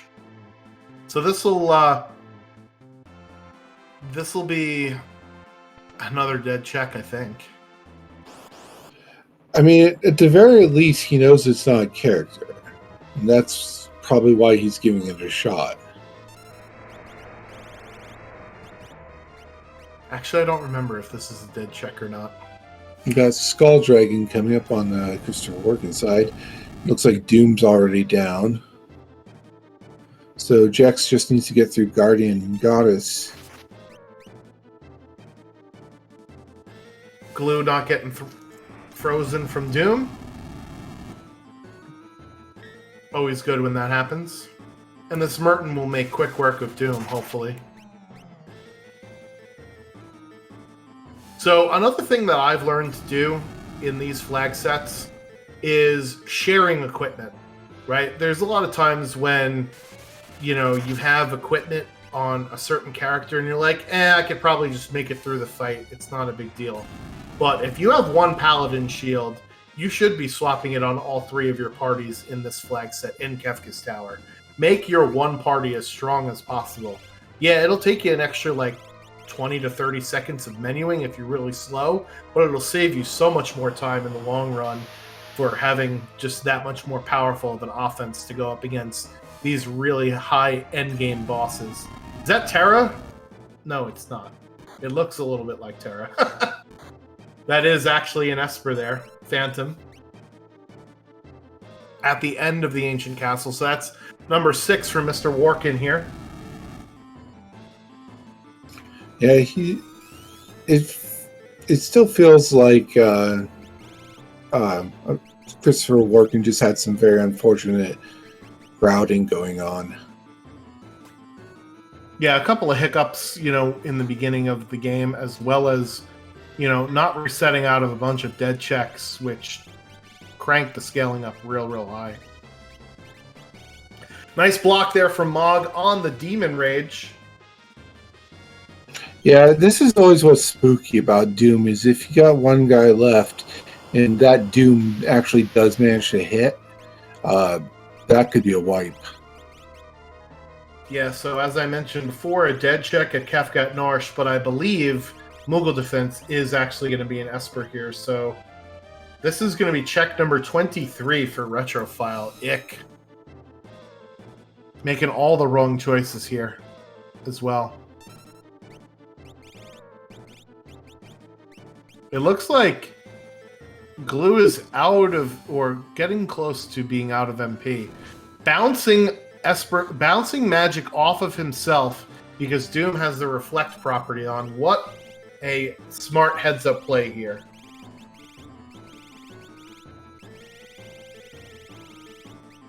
I mean, it is still very close between these two. Yeah, Drink School has one boss left, but this boss is going to take a little bit because he doesn't have a lot of MP. So I think he's going to have to burn an elixir perhaps here. Oh, he doesn't even have one. He's got to burn a mega elixir. Oof. You hate to see it happen, folks. But you know what? You can't use the mega elixir on Final Kefka if you never get to him, right? Jex is one step closer to him, though. That is the Guardian spot down. So Warkin has finished up the Figaro Castle checks. And there it is. Doom is down for Drinks Glue. Meanwhile, Jex Farrak, as you mentioned, just has the spicy chicken left, standing between him and Final Kefka.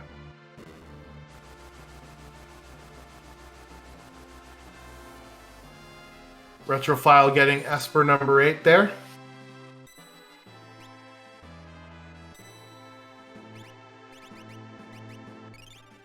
Okay, so now where does Retrophile want to go?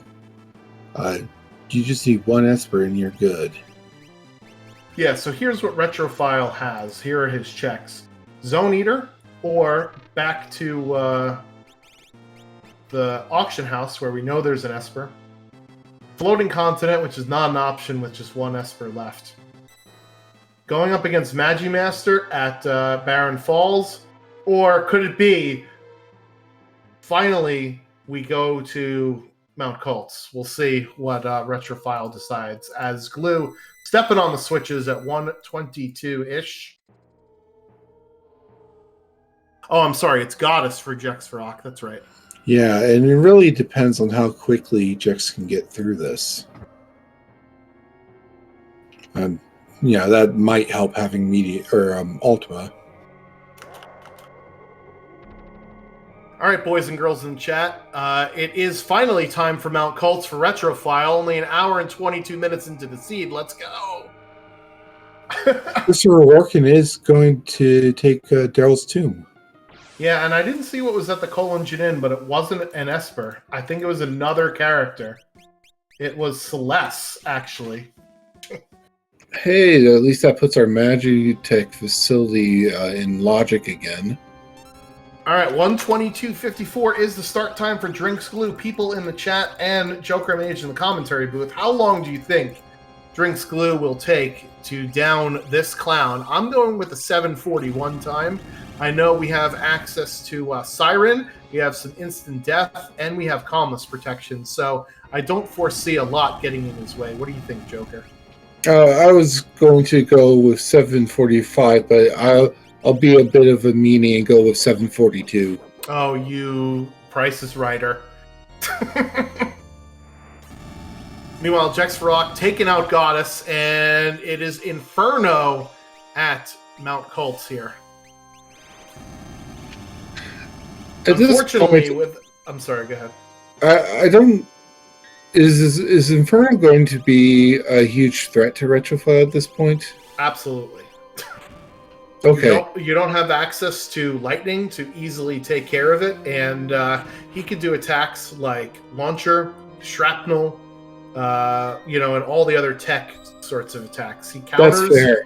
He counters with physical attacks if you hurt him physically, and every 3 turns he will stone one of your parties with Delta hit if you don't kill him quickly. So this has a chance to be a really bad fight. Thankfully, one of the arms gets taken out there.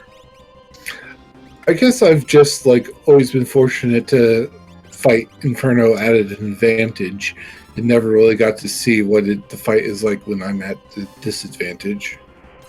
Yeah, usually we have some form of lightning to take out Inferno. When you don't have lightning spells, it definitely is not fun. Are we back at Vanilla Land? Because I'm pretty sure that's a Dullahan at Daryl's tomb. That is. I didn't quite catch the inscription on the tomb there to see what this reward is, but considering Workin is continuing onwards, I'm betting it's not a character. Meanwhile, Retrofile does get past Inferno. Glue gets past Tier 1, and that is Final Kefka unlock with Raiden. It was Mount Colts all along, people. Love to see it. Alright, Tier 2 here is going to be a bit on the longer side, but we do have access to Mute, as I mentioned earlier, and we have Instant Death, so that'll take care of at least half of the boss. I can only imagine how disappointed you would have been if Mount Colts was Marvel Shoes. If it was Marvel Shoes, I would have burned this seed to the ground. So for reference, Retrofile, that is his 24th check using the save menu. So 24 checks for Retrofile to get his go mode. That's a feels bad. But at least, you get tower skip at that point. Yeah, and his bosses were going to be max level regardless, so we'll see what he decides to do. Unfortunately, Drinkschool having a bit of an unlucky streak here with the X-Zone spell, trying to get rid of tools. He's wasting a lot of turns trying to get this instant death off here. I mean, normally this is where we would say, well, you could always use lightning against tools, only this time you can't. Alright, Retrofile going to set up his lineup. Remember, it's Fun Baba and Goddess up the middle, Poltergeist on the right, Doom on the left. So we'll see how he handles that. That is Shiva at the end of the vanilla Daryl's tomb there.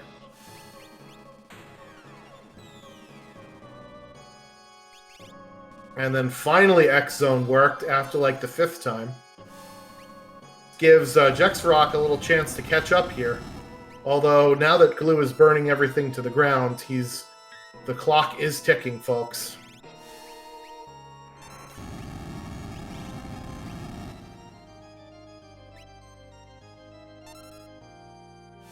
Okay, let's say you're in a Christopher Workin side. Where do you go now? Yeah, I like this play of doing the Search the Skies. This can only be an Esper or an item. And taking a look at his tracker, he's got a bunch of stuff that's open to him now. He has all of Celeste's checks, which means the Magitech factory. And since MTech 1 and 2 can only reward Esper or items, that's where I'm heading immediately after I do this Search the Skies. So hopefully, between that and the first 2 Magitechs, he'll have his go mode shortly as well. Okay, Retrofile is taking on the Funbaba. Alright, here comes 10 hits. And for some reason, Gao is just the leader of the party out there. He's hanging out there pretty far out. Yeah, it's possible they got hit by reverse polarity or something like that. Oh, you know why? He was using X magic, and when you have X magic, you can get a counter in between your first and second. Oh, I spell. see, I see. And out comes Goner for Christopher Warken from Atmo Weapon. That's not something you see every day. Yeah, that can be a bit spooky. That's what happens when the scaling goes up, and another marsupial to the face. All right, there is the death counter for Magic. So Drinks Glue is done with Tier 2. He's at just under 6 minutes here, heading up to Tier 3. So it's about 5 minutes and 4 did pick up the Fenrir, right? It was in Imperial Camp, so I think everybody got Fenrir. Okay, so he should have calmness protection of some kind. Yeah, the question is, will he have non-elemental magic to take out Girl? He's got Ultima, so he'll be fine. And speaking of calmness protection, that's Golem from Atmo Weapon in the sky. So if Warken decides to go into the Magitech factory, he'll be in go mode here.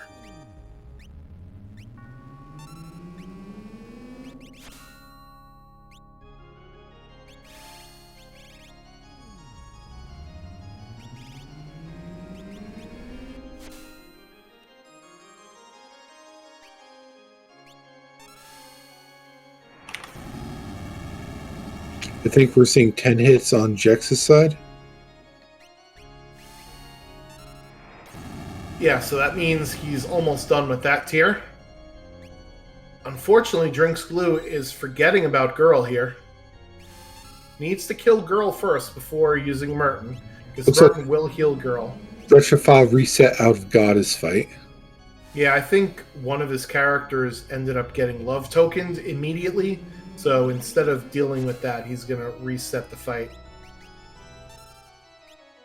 Out comes Fenrir for Drinks Glue here, and he's got to basically wait to use either Meteor or Ultima to kill Girl. So this is another thing that unfortunately happens when you lean on Merton too much, is that you can't kill Girl with it in the final tier. All right, out comes Ultima, and I think this should be Gone Girl. Can I make that joke? Sure, why not?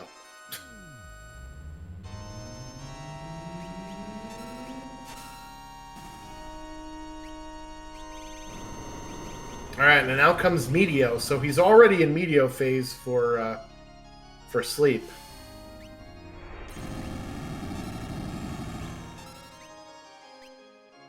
Yeah, so it feels like Glue has still managed to stay at least like one tier ahead of where Jigsaw is. Unfortunately, Retrofile is stuck with a Yeti getting love tokens, and that is Calmness avoided for Drinks Glue, heading up to final Kefka here. Yeah, and just sort of like on cue, Jex is also done with the previous tier, but still has to get through Girl and Sleep.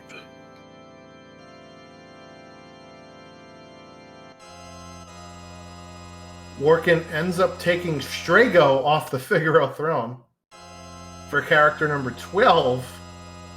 So he's having a real he's having a real get together at his house today.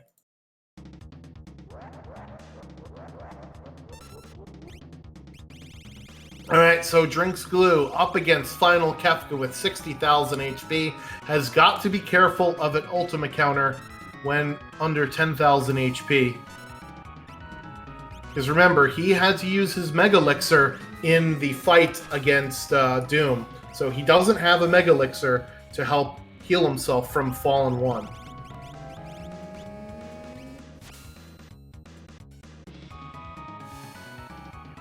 Of course, Merton will cure half of his party.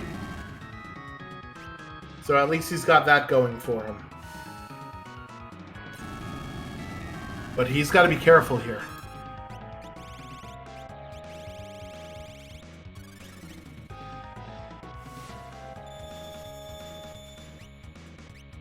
Meanwhile, Jexvarok plugging away with Quick and Ultima there. There's the Fallen One from Kefka. So after after this, he's got to be careful for counterattacks. It looks like Glue is just going to go for it between double casting Ultima and throwing shields.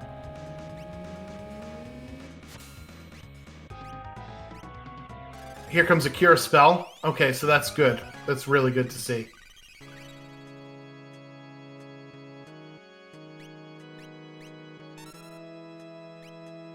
I believe Workin is in the South Figaro Cave, which is another dead check. You hate to see it happen.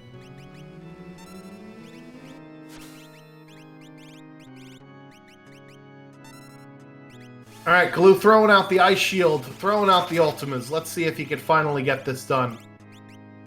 He's got to be close. Yeah, it's just a matter of if Goner goes off, because if it does, his team might not be looking too great, but he does take down the Clown. 1:34:03 is his official race time. Get your GGs in chat for Drinks Glue.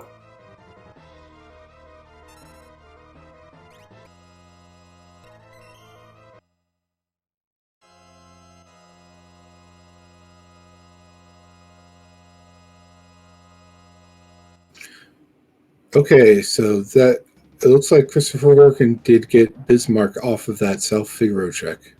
Oh, did he? I'm sorry. I thought that was a dead check. It's clearly not a dead check. It's finally, after 25 checks, Christopher Workin is in go mode. But only had to do 20 checks to get their go mode. That's Drinks Glue, who's joining us in the booth right now. Drinks Glue, how are you feeling after that run? Relieved, I guess, that it's over. It was so slow, but so safe at the same time. Yeah, so tell us a little bit about what your strategy has been with the Poltergeist Warring Triad flag sets, not having access to Ice and Lightning magic, no stop, and just the general tough scaling that I know that these flag sets have been notorious for. Well, the one thing I like about the Poltergeist flag set is with Wyvern move, and it's the only one Warring Triad flag set with Ultima is enabled. You can go get the Curse Shield right away, and that's what I did. 11's probably on the higher side of what you want to do with it. Yep. But with Ice Magic and Bolt Magic not available, it gets kind of awkward fast, because my only other option until I started spamming Ultima was 3/4 Merton Protection and Fire 2. And it's which was taking a very long time on Doomgaze, as we saw. Yeah, so kind of fortunate I made that decision, or else I wouldn't have been able to kill anything. Once I got around, over double digit checks, because Fire 2 tapers off very fast. I did have Merton, but at the same time, I didn't have any great magic users, and Merton won't work on everything. Merton does have some limitations. Yeah, you were healing girl a couple times. Yeah.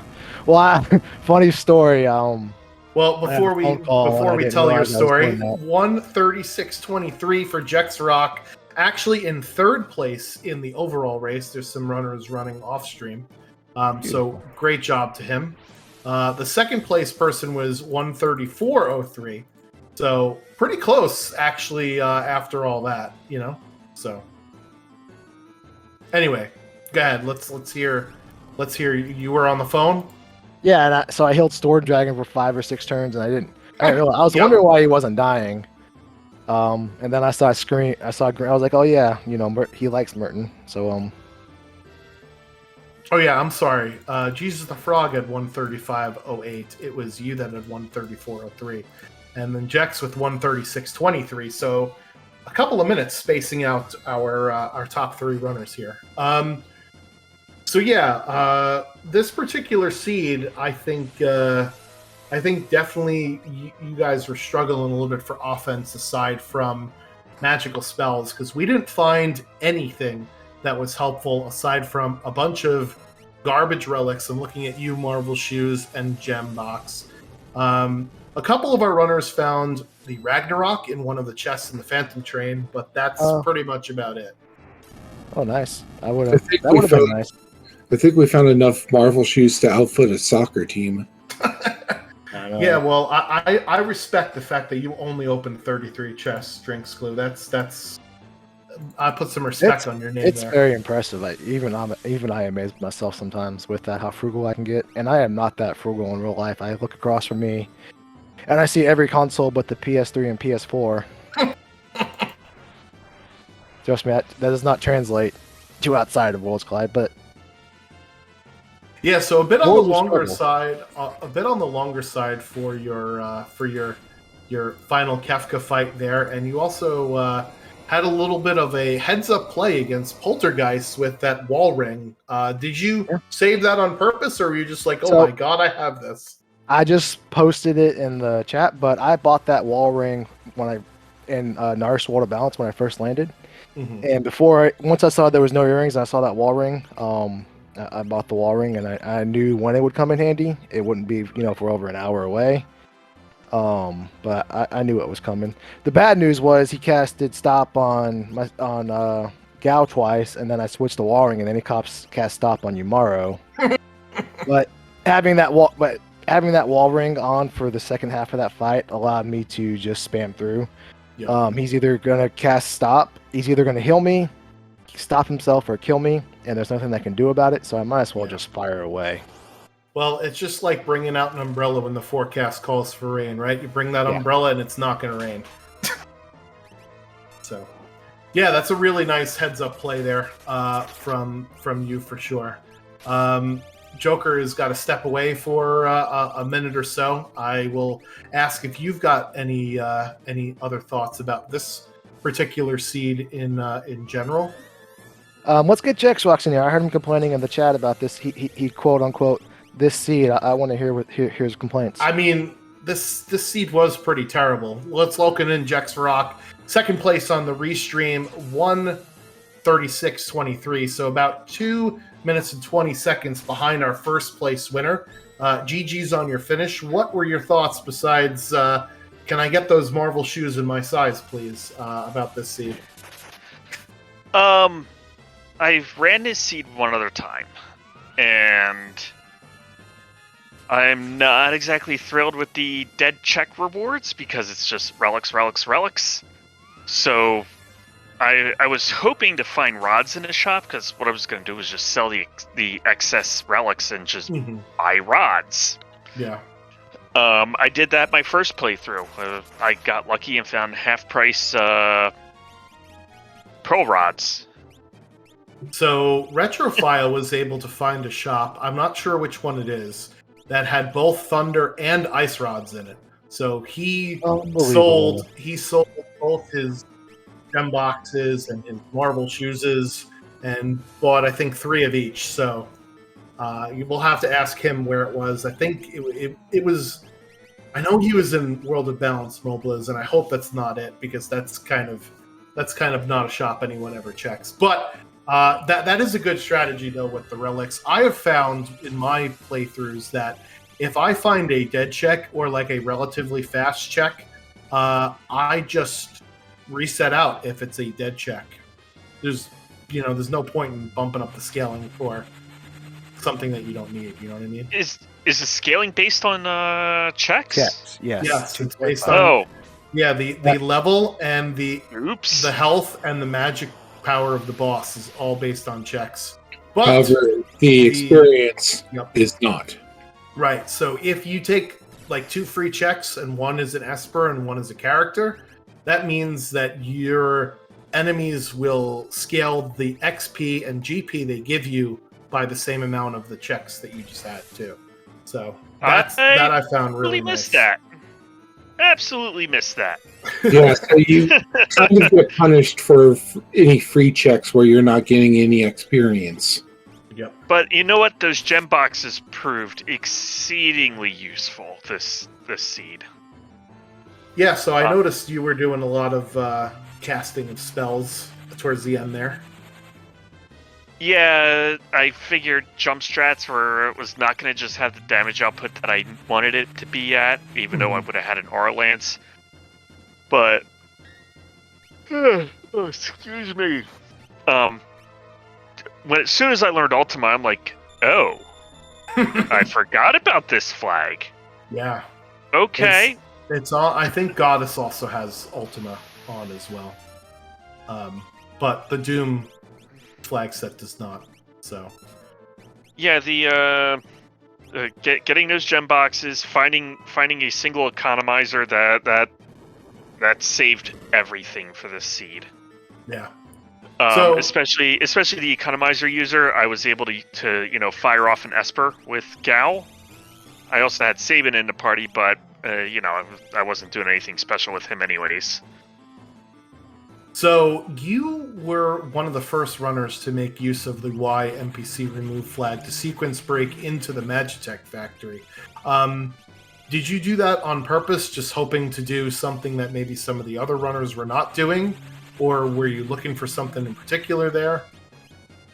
There was another flag that I completely missed. The lack of M-Tech upgrade.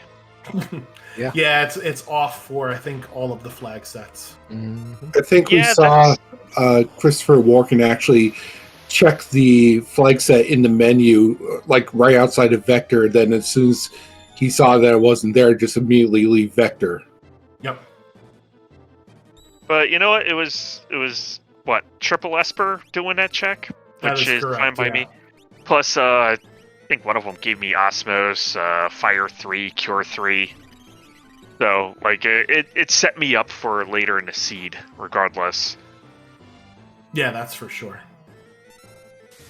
So one question that came up during commentary is, do you guys have something against Mount Colts? No, not really. Not a big fan of the climate up there.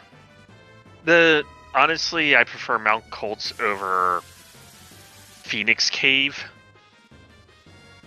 Yeah, I was surprised. But I figured there's only one runner that actually went to Mount Colts, and it was one of the Espers. Given some of the other things and nobody went to Floating Continent. So I'll ask you, Galoo, was that just a product of getting a lot of characters early? Yeah. If you had noticed, I found Yamaro, and I didn't take him right away because I saw Locke was up there. So I knew I could grab Yamaro, go up there, do Locke, and I may short myself with 8 characters, and it's kind of awkward because I knew there was a chance I maybe never have to go up there. Right. So I just wanted to start finding, some Espers, but all the Espers. And if I stumble into characters doing other things first, then well, okay, I don't have to go up there. But when I, found Doomgaze and then found Magimaster immediately after, I knew, like, I might as well. The awkward thing about that is obviously you had mentioned that took a long time with Doomgaze. I don't even want to know how long. It was long. But then you turn around, you fight Magimaster. The bad news is I couldn't kill Magimaster. The good news is I knew I didn't have to. So he was over there in the waterfall. Doomgaze was gone. I really didn't have to save the rest of the seed if I didn't want to until I got to the statues. Right. Because everything was out of the way, and I knew the 3 things that were also scary were up top at the tower. So I was pretty much good to go. So I went up there, didn't have a care in the world until I got to Poltergeist. Yeah, same thing for you. For the win. Same thing for you, Jex. You also did not go to the Floating Continent. Was that also same idea? I know that you found characters a little bit later than some of our other runners, but was that on your mind as well? Usually my early game is focused on Espers and jack up my character levels, because I want those Esper bonuses. Yep. And then, as soon as I found Umaru, I checked out Velk Cave, then I went to M-Tech. I figured end of M-Tech, chance of picking up a character. Why not? From there, I was just rolling with the punches. If I consider M-Tech a longer check. For me, it's usually I either do M-Tech or I'm doing Floating Continent. It's one or the other. And I chose M-Tech because I thought M-Tech upgrade was on, and I was wrong. Sorry, Read the should've- flags. This is why I don't have nice things. Yep. Yep. So we also see that Drinks Glue's got that dog in him. So, Joker, you got any other questions for Drinks Glue before we let him go? Yeah. Have you done any of the other flags for Warring Triad? And if so, like, what's yours? Like, how would you compare the three of them? Doom is fun. Poltergeist is all right. Goddess isn't that bad. There's a lot of complaining about Goddess in the pre-race lobby. I'd rather Goddess does take a little bit longer. Yeah. So I'm never a fan of that. Mhm. But it's not as bad as once everybody does one or two more and they get Right. more comfortable with it, it'll be better. But Doom is by far and away my favorite. Yeah, I find that Doom is the hardest of the flag sets, but also one of the quickest of the flag sets. Whereas Goddess is not as difficult, but it takes the longest because of just the requirements that it needs, you know? Same question for Jex too. Like, how do you feel about the three? I do not have a complete complete playthrough of all the seats. I have yet to do Doom. My one run of Goddess was a dumpster fire. I ended up my Goddess run. I ended up eating a forfeit because safety saving is a thing, and it set me back a grotesque amount of time. Yeah.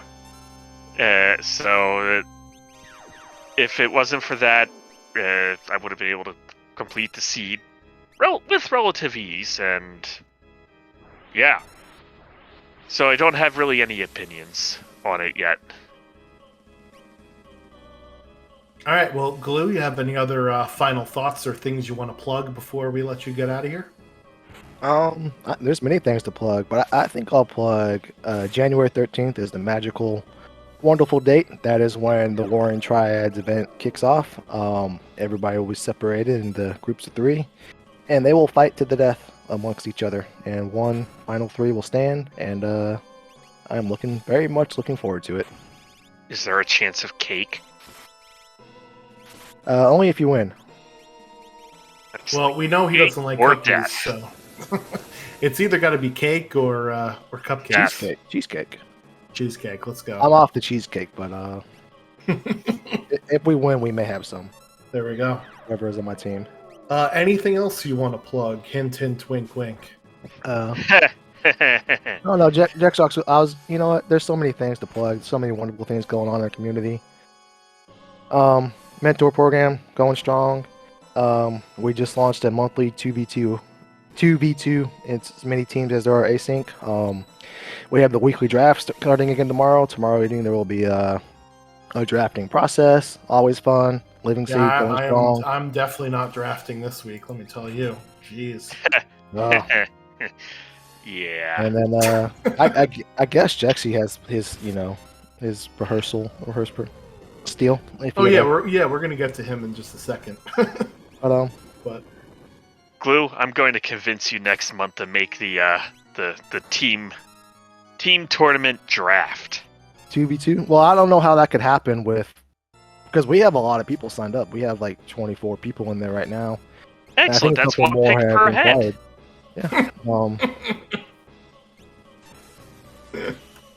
But yes, thank you so much, Drinks Glue, for your help with the mentor program, for also assisting with making more events in the downtime for the community, and for helping other people out, with restream stuff. So really appreciate it. Thank you. Oh, no, thank you. Thanks for volunteering to race again as well. So, Jex, you have any other final thoughts before we let you go? Maybe. Anybody here that is new to Final Fantasy VI Worlds Collide and would like to learn this randomizer, please join us at ff6worldscollide.com. There's a link to our Discord. Join our community. Got a bunch of wonderful people that are willing to help you out. As Glue mentioned, we have the mentoring program, plus a bunch of events. We got the draft races, which I absolutely love, and will race anybody in draft because it's just fun. Even the process of creating the seeds is fun. Aside from that, please give our runners and Restream crew a follow. And GG's, thanks for tuning in.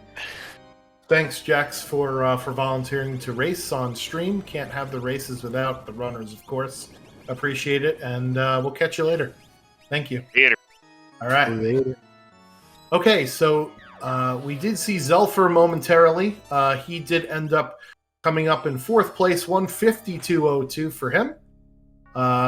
And we're done to Retrophile TV and Mr. Workin here, who's got a solo shadow up against Poltergeist. So this is going to be a daunting task for him for sure. Yeah, it's been looking like Christopher Workin has had a lot of trouble getting through these statues. Yeah, you don't want to take one. See, in something like Ultras League, you could get by with taking one character to the statue spot. You cannot do that with these flags. It's just not going to happen. You know, especially with Poltergeist, who may cast Stop on you at any point. On top of that, with certain bosses, right, that deal AoE attacks, if you have more than one character, you will get split damage, right? Whereas if you're just by yourself, you're going to take the full brunt of whatever spell it is that is coming at you here. And unfortunately, Retrophile looks like he's going to be losing his Umaro, but no, Calmness comes off first before that timer hits 0. Whew! That was close, ladies and gentlemen. And yeah, we have another reset on Christopher Workin's side. Just not having a lot of luck with that, maybe needs to pull back and like reorganize. Yeah, unfortunately, he's already used his one-time use skip. So the Kefka Tower skip, you can only use once. And if you want to go out of Kefka's Tower, you got to go back in the front door. There's no coming down the chimney. Chimney's only once a year, like Santa Claus, folks. You gotta ring the doorbell from now on. All right, final Kefka here for Retrophile with the Yeti in his party, doing 5,000 damage with a body slam. So that's one of the reasons why you bring Yeti into the final fight, is that incredible damage there. And we got a final message there from Glue, renaming his characters. Thanks for watching. Gotta love it. Rename cards coming in clutch. The meme king of the stream. Retrophile might have won by default from petting the dog, but you know what? We'll give Drinks Glue a close second place there.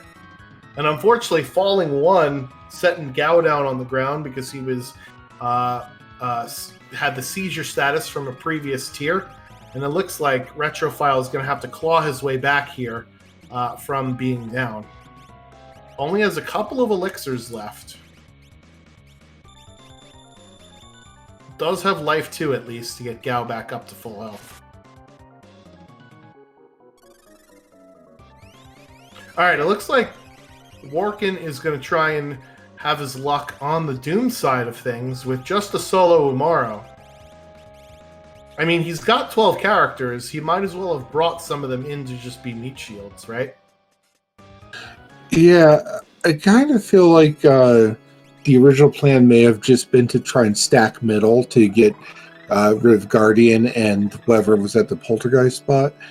But there's like the statues are, you know, even enough that you usually want to have something to throw against them and not just like a token member. Yeah, as I mentioned, even if it's a level 3 character, right, it will still at least half your incoming damage to your main character with spells that are AoE. So you might as well bring them along here. Yeah, and I'm sorry, go ahead. I was just going to say, if that character survives, it could be the target for like single cast stuff like Doom.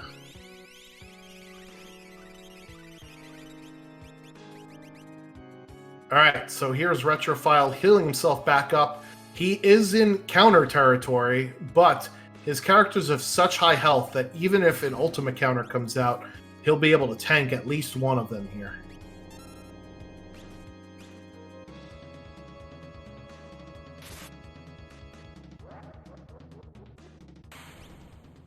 And there it is, the boom shakalaka, the crack, the pow, Retrophile TV with a 1:59.19 finish in 5th place here. And Christopher Walken does manage to use that Amaro to get through Doom.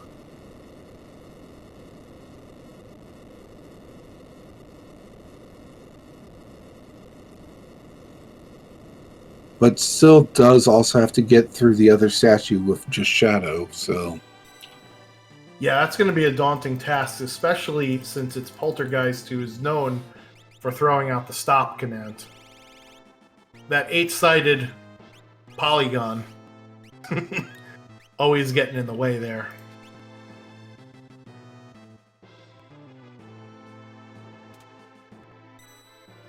All right, we'll see if Retrophile wants to come in for an interview. In the meantime, Mr. Warkin here going toe-to-toe against Poltergeist. So his Shadow is level 43, but remember, Joker Mage, that Poltergeist is level 50.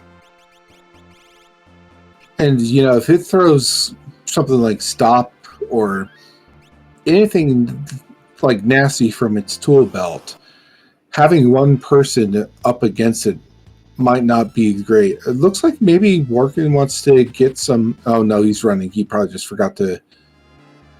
I was wondering if he was like actually trying to grind a bit to get a few extra levels or something. All right, well, while Workin tries to get over the Poltergeist hump, we do have Retrophile TV joining us in the booth. Congratulations on finishing that seed. Give us your strategy for Poltergeist flag set and what your thoughts of the seed were overall. How many dead checks did I run into? I did like 24 checks total in that one. There were so many pairs of Marvel shoes. So many pairs of Marvel shoes, I could open a shoe store. I was going to say, this was Foot Locker the seed, actually. Glad you could join us here. But yeah, I think you and Workin both got into 25 checks each before you got your go mode there. So a bit of a rough one. You know, some of the easy checks that were right there were the dead ones. Nobody went to. I am so happy, by the way, that you went to Mount Colts. I was screaming at the runners to do it all seed because we had Sabin to start, right? And then an hour and 22 minutes into the seed, finally we got a Mount Colts play. Yeah, I had to go there, man. I was getting pretty desperate just hunting for Magicite. Like, I found character after character pretty early on in the seed overall. And I felt pretty comfy with offense and stuff like that. I was real elated, by the way, to find the Yeti early on and could bring him the full distance, so that was fun. Yeah, he was doing upwards of 5K body slams in the final fight, so you love to see that. I was very pleased to find the Rage Ring in the bucket at Owser's Mansion. Like, that to me validated the seed. It felt good. That's the whole thing was a slog, man. Like, I was looking at the timer, I'm like, man, I should have been in Kefka Tower like 20 minutes ago at this point, and it was just a lot of pain going around. We did all the free checks. The free checks really didn't do much of anything for us. I don't really think there was any major issues with my routing per se. I kind of double dipped back at certain places. I got some good information early on Narsh by doing Mog's Lone Wolf check early, so I knew that Locke was at Umaro, and we found him obviously. I knew that Kefka Narsh was not a character, so okay, yeah, I was in the Magicite hunt toward the end of the game, and just, oh my God, just so many times I beat my head against the wall. So many ultimas to the face from random locations, and also Fumbaba using Goner. Yeah, that's always a fun one, getting that one done. Yeah, so there was, it wasn't just you, but all of the runners decided to fade Floating Continent with this seed. Was that a product of finding a lot of characters early, or do you just not like going there? It's such a huge time sink. I know it's dense on checks, and you get some nice grind fights and stuff like that. It's just something I usually don't go to. And I feel like in this seed, I may have regretted it. This is something that if I would run this one back, I probably would go there a little bit earlier, and hopefully maybe that was more Magicite dense, possibly, and that we maybe would have alleviated some of the issues I had toward the end of the seed. But I gotta say though, man, these Warring Triads flag sets, when you know that the statues are there at the end, those are the most difficult fights in the entire thing. Like, that is the scariest thing to get to when you're spread so thin. And I definitely was clawing at them for a couple of minutes and had to kind of force my way through Goddess. So a lot of fun things happened with Love Token in that fight. Oh, for sure. Yeah, that was definitely a hurdle for you as well. Yeah, that's why I say with this flag set, the seed doesn't begin until you get to Kefka's Tower, right? All bets are sort of off until when you get there. So it's one of those interesting mechanisms where I think we're going to have to learn how to do Kefka's Tower in this flag set with very high statues. Oh no, that's a hyperdrive from Shadow. He was doing so well in that fight too. Oof. Yeah, that's a cool 4,000 damage to the face right there. Yikes. Yeah. So yeah, we have a question from the chat via Drinks Glue. What type of oil goes into that beard, and is it your secret power for Worlds Collide? 10W30 goes into the beard, and it is one of my secret powers. I got that dog in me, Glue. Don't worry. Did you get it from the Rustrid guy? Is that where you guys get it from? No, we got wire removed for that. We're good. No. Yeah. So I also noticed that you did go and get the 4 dragons with the safe and the haste. Is that sort of a thing that you tend to do with some of these flags, is to get the power ups that you're allowed to get? Oh my god, yeah. I mean it's so useful to have that. I mean, not only do you get the levels from the dragon, it just further incentivizes. I usually, even when I'm running an Ultras League flag set, I will usually do at least 2 to 3 dragons just on base, just to get those extra levels of experience. So with this flag set, it's even further incentivizing it. I will say in the Goddess flag set, I don't do that. I'll help the injured lad and go from there and don't worry about it. But in the other ones, yeah, I'll route in the dragons just for the buffs. Yeah. Joker, you got any questions for Retro? I'm going to just go with the same question how do you feel about the 3 different flag sets? So, is there one you prefer? Do you think they're all fine? Is there some that you would like to see do something different? I will say hands down, Doom's Rage is my absolute favorite of the 3 because I usually build mostly melee builds. I like melee builds. I like Umaro. I like bringing him along with me. So if you're going to give my Yeti plus 20 vigor out of the gate, I'm going to use that, and I'm going to start seeing some really big numbers with body slams and all that other good stuff. So Doom's Rage is a lot of fun. I like getting the auto reflect, and that's pretty cool, and it's pretty nice. All of them have their own merits. Overall, Goddess is definitely gonna be the one that everyone's gonna kind of groan at when it's their turn to do. It's a fun challenge, having the auto overcast and auto condemn pop in after 7 checks is kind of fun. They all have their merit. I love the palettes. I love that it removes certain spells and stuff like that too. It's very good from a thematic side, and a nice, actually a good bridge between Ultras League seeds and stuff like that. So I'm really happy to be involved with the event. There's still time for folks to sign up, to my knowledge, at this point. Correct. So if you haven't signed up, do so. Do you think there's going to be a meta developed for doing Goddess that will make it a lot more tolerable? Honestly, I think the main thing for Goddess is fundamentals of knowing how to weight trick, and also basically looking at what offense you have and gearing it toward as fast as possible. I'm going to say that Goddess is going to be that one preset that we're going to be looking at this season with this event that will actually carry over to Ultras League. A lot of the things that you'll pick up from that, as far as building a fast offense, focusing on speedy boss kills and weight tricking when you need to. That's gonna pay dividends just as a base skill to learn overall. But as far as the meta goes, I don't know, just survive, just freaking make it, don't forfeit. That's gonna be the main meta for that flag set. Yeah, I've been finding that I will take free checks at the beginning of the seed, and if they're items that I don't think are useful, I will just reset out of it, because why am I going to bother there? Yeah, that's a good way. That's a good way of looking at it too. There's a lot of weird things that we can kind of look at for that. I haven't done enough of those presets yet to kind of confirm the way I'm going to do it. But with Doom and Poltergeist, I'm feeling a little more comfortable. So long as the Poltergeist seed plays nice with me and doesn't give me dead check after dead check. Yeah, because check scaling is slightly different than what we're used to, for sure. Yep, especially that's the big when, thing. Yeah, with check scaling, and the scaling on XP and GP is based on your character's Esper's Dragons and not your checks. Your dead checks will punish you. So I've been finding that even if it's some time, taking a reset is better overall for for my mental health anyway. So Yeah, it's such an uphill climb when things go poorly. I was just going to ask, so coming out of Ultros League Season 5, what has been sort of the hardest thing to adapt to with these new flag sets? So hardest thing to adapt to after coming out of Ultros League. I mean, Ultros League is such a balanced and very familiar. It's like a cozy blanket, man. Like Ultros League just feels good to go through and something you can kind of turn your brain off when running through. I know it seems weird to say that when you're constantly thinking, but that's pretty straightforward. This one, there's that constant looming fear again of the statues. Like you know you're going to get there. Like if I have 4 people, I can kind of breeze through the end. Like you're going to end up with like Leader or Dodaluma or like other scrubs you can just kind of tear through and not really worry about. This, you know, you have a wall on all 3 sides, and you have to have all your parties kind of decked out in some way to make it comfy to get through. I think that's the biggest transition, hands down, is that you know the statues are looming.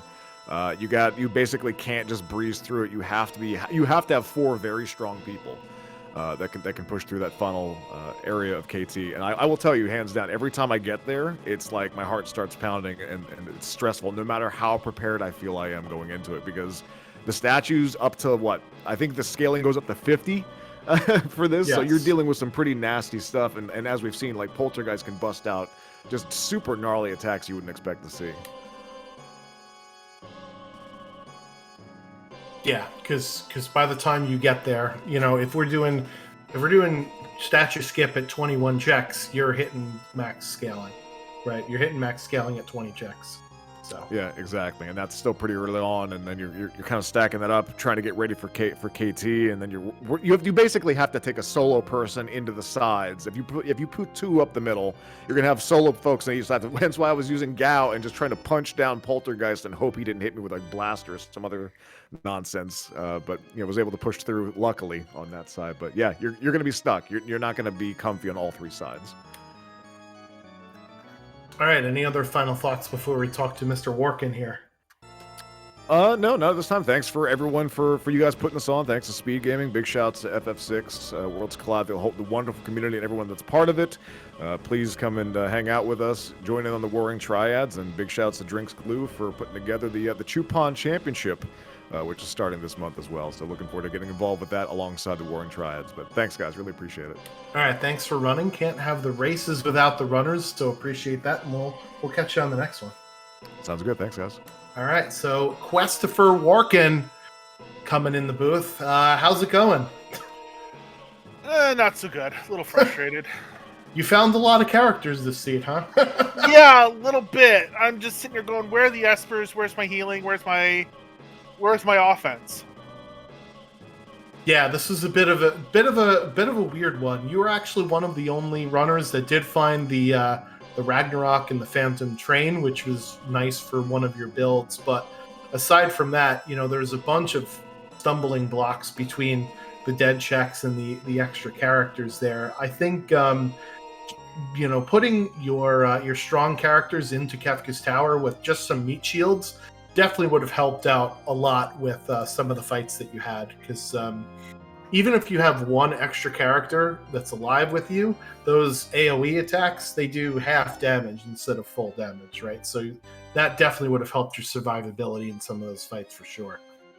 Yeah, it's like I guess it's my nubcakeness showing, you know, because I'm still really fairly new, and I'm just, you know, frustrated that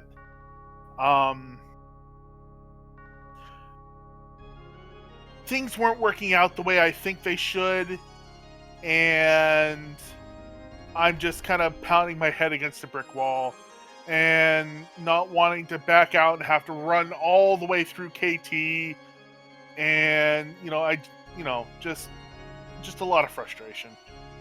Yeah, I certainly hear that. I've been there. I've certainly been there numerous times myself, but I think this is, you know, part of it is these flag sets are definitely more difficult than some of the standard ones that we are certainly accustomed to, and even a lot of the ones that get drafted with our draft flags, and even some of the living seed flags, which can tend to get a bit wild and crazy and out there. They're definitely not nearly as difficult as this set is here for sure. Yeah, the flags aren't difficult per se. It's running smack dab head first into the brick wall of the statues at the end. Yeah. That's Well- the hard part. Well, if you know that they're going to be there, all seed, right? It's more about trying to pick trying to pick the best with what you had. Unfortunately, this seed really, if you didn't go give you get much the to work with. right, if you didn't Did go on not Curse, give you much to work with. if you didn't go on Curse the Shield for Ultima, you were pretty much just stuck doing not a whole heck of a lot. Maybe you went to the Coliseum to get Mog online with the jumper, and then you had the Ragnarok for one other user, but that was more or less about it. Yeah, and I gambled on finding an economizer with Realm and some offensive spells, but I lost hard there. And my offense just flatlined. Yeah, I know that Drinks Glow was using Merton from one of the Espers that he found somewhere along the seed with the flame shields and some of the other that relics was my that we had. that was my plan for Final Kefka. But again, because I found Merton, I'm like, ooh, Merton, and I got all these flame shields. I can Merton the whole time, but again, no economizer, not even a gold hairpin. And I'm just sitting there going, that's just going to chew through my magic. I didn't even find sleeping bags until hour and a half, hour 45 into the sea. And I'm sitting there going, I was just struggle bust the whole seed. Yeah. Well, you can't learn from the easy seeds. You certainly can from the ones that, sort of knock you on your butt a little bit. So at least you could take that out of it. Yeah, I just got to figure out how to get meat shields that last more than, that are better than paper. Yeah, so perhaps watching the other runners do their Kefka Tower, and believe me, there were struggles all around, right? Retrophile had a couple resets against Goddess because of Love Token. Drinks Glue had some issues with Stop and Poltergeist. He actually had a wall ring that he bought way back early in the seed just for that one situation, right? And I think somebody was it Drinks Glue or was it Jex for Rock Joker that had to use their Mega Elixir to finish off the Doom fight. I don't remember, but I do remember one of the two. That did stand out. There was it felt kind of spooky doing that. Yep. Yeah, I got lucky on Doom just sending the Yeti at him with a sniper sight and an Atlas armlet going, Yeti, go do Yeti things. And just kind of sitting back and relaxing on that. It took a try or two, but Yeti did Yeti things. Yeti doing it. Now, is this your first experience with this particular flag set, or have you tried Poltergeist stuff before? I've done a couple of them, not a whole lot. So like maybe one or two, so not a whole lot. So it's not unfamiliar. It's just not as familiar as say UL5. Yeah, so it feels sort of like you're still trying to find, like, sort of your way around this particular flag set. To be perfectly honest, there's a lot about this randomizer in general I'm still trying to figure my way around. Like I'm sitting there going, ooh, Gal's got Magitech, and I'm sitting there. I had to sit and think and remember and even double check. If I go do Magitech Factory, do I get the Magitech upgrade? And I went, no, I don't. So that's something that I had to double check and remember and learn. So.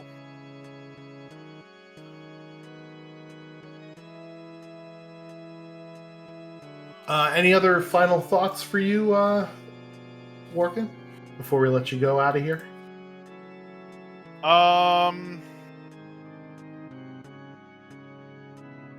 I blame whoever rolled this. You're welcome for your Foot Locker inspired seed tonight. Yeah, this was a pretty bad one. I will take that one on the chin.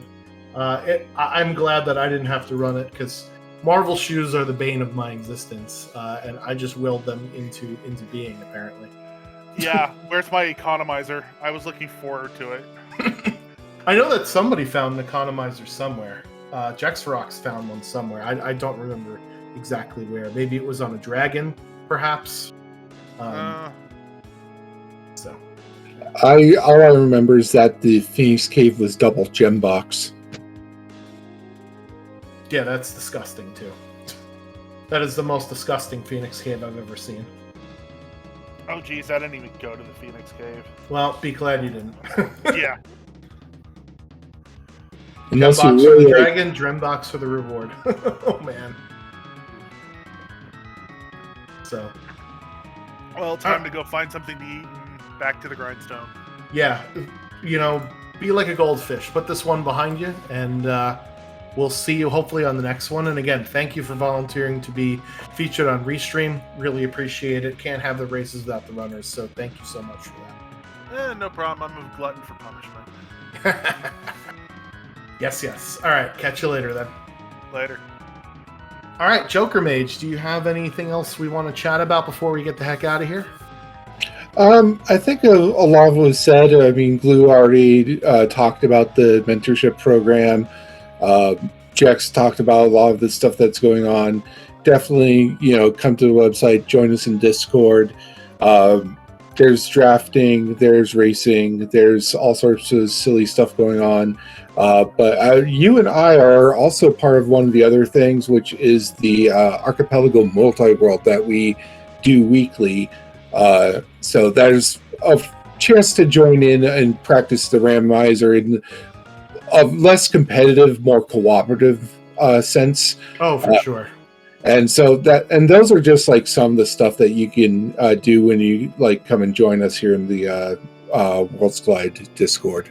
Yeah, it's really just it's focused on fun and finding things. It really brings in the exploratory part of Worlds Collide versus the racing part of Worlds Collide, right? So it's certainly a lot of fun, and I enjoy doing it, and I enjoy also playing the other games that I have on my list. I don't necessarily play Worlds Collide exclusively with Multi-World. I also play some of the other games there as well too. So it's one big multi-world that we could all get invested in. Yeah, I've spent the last few weeks relearning Stardew Valley so I could do Stardew Valley in the multi-world. There you go.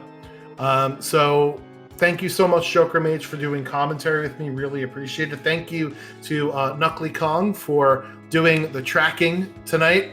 Tracking 4 runners is pretty difficult, and even tracking 2 is very tough. So thank you so much for doing that, and appreciate you volunteering. Thanks to the runners for running.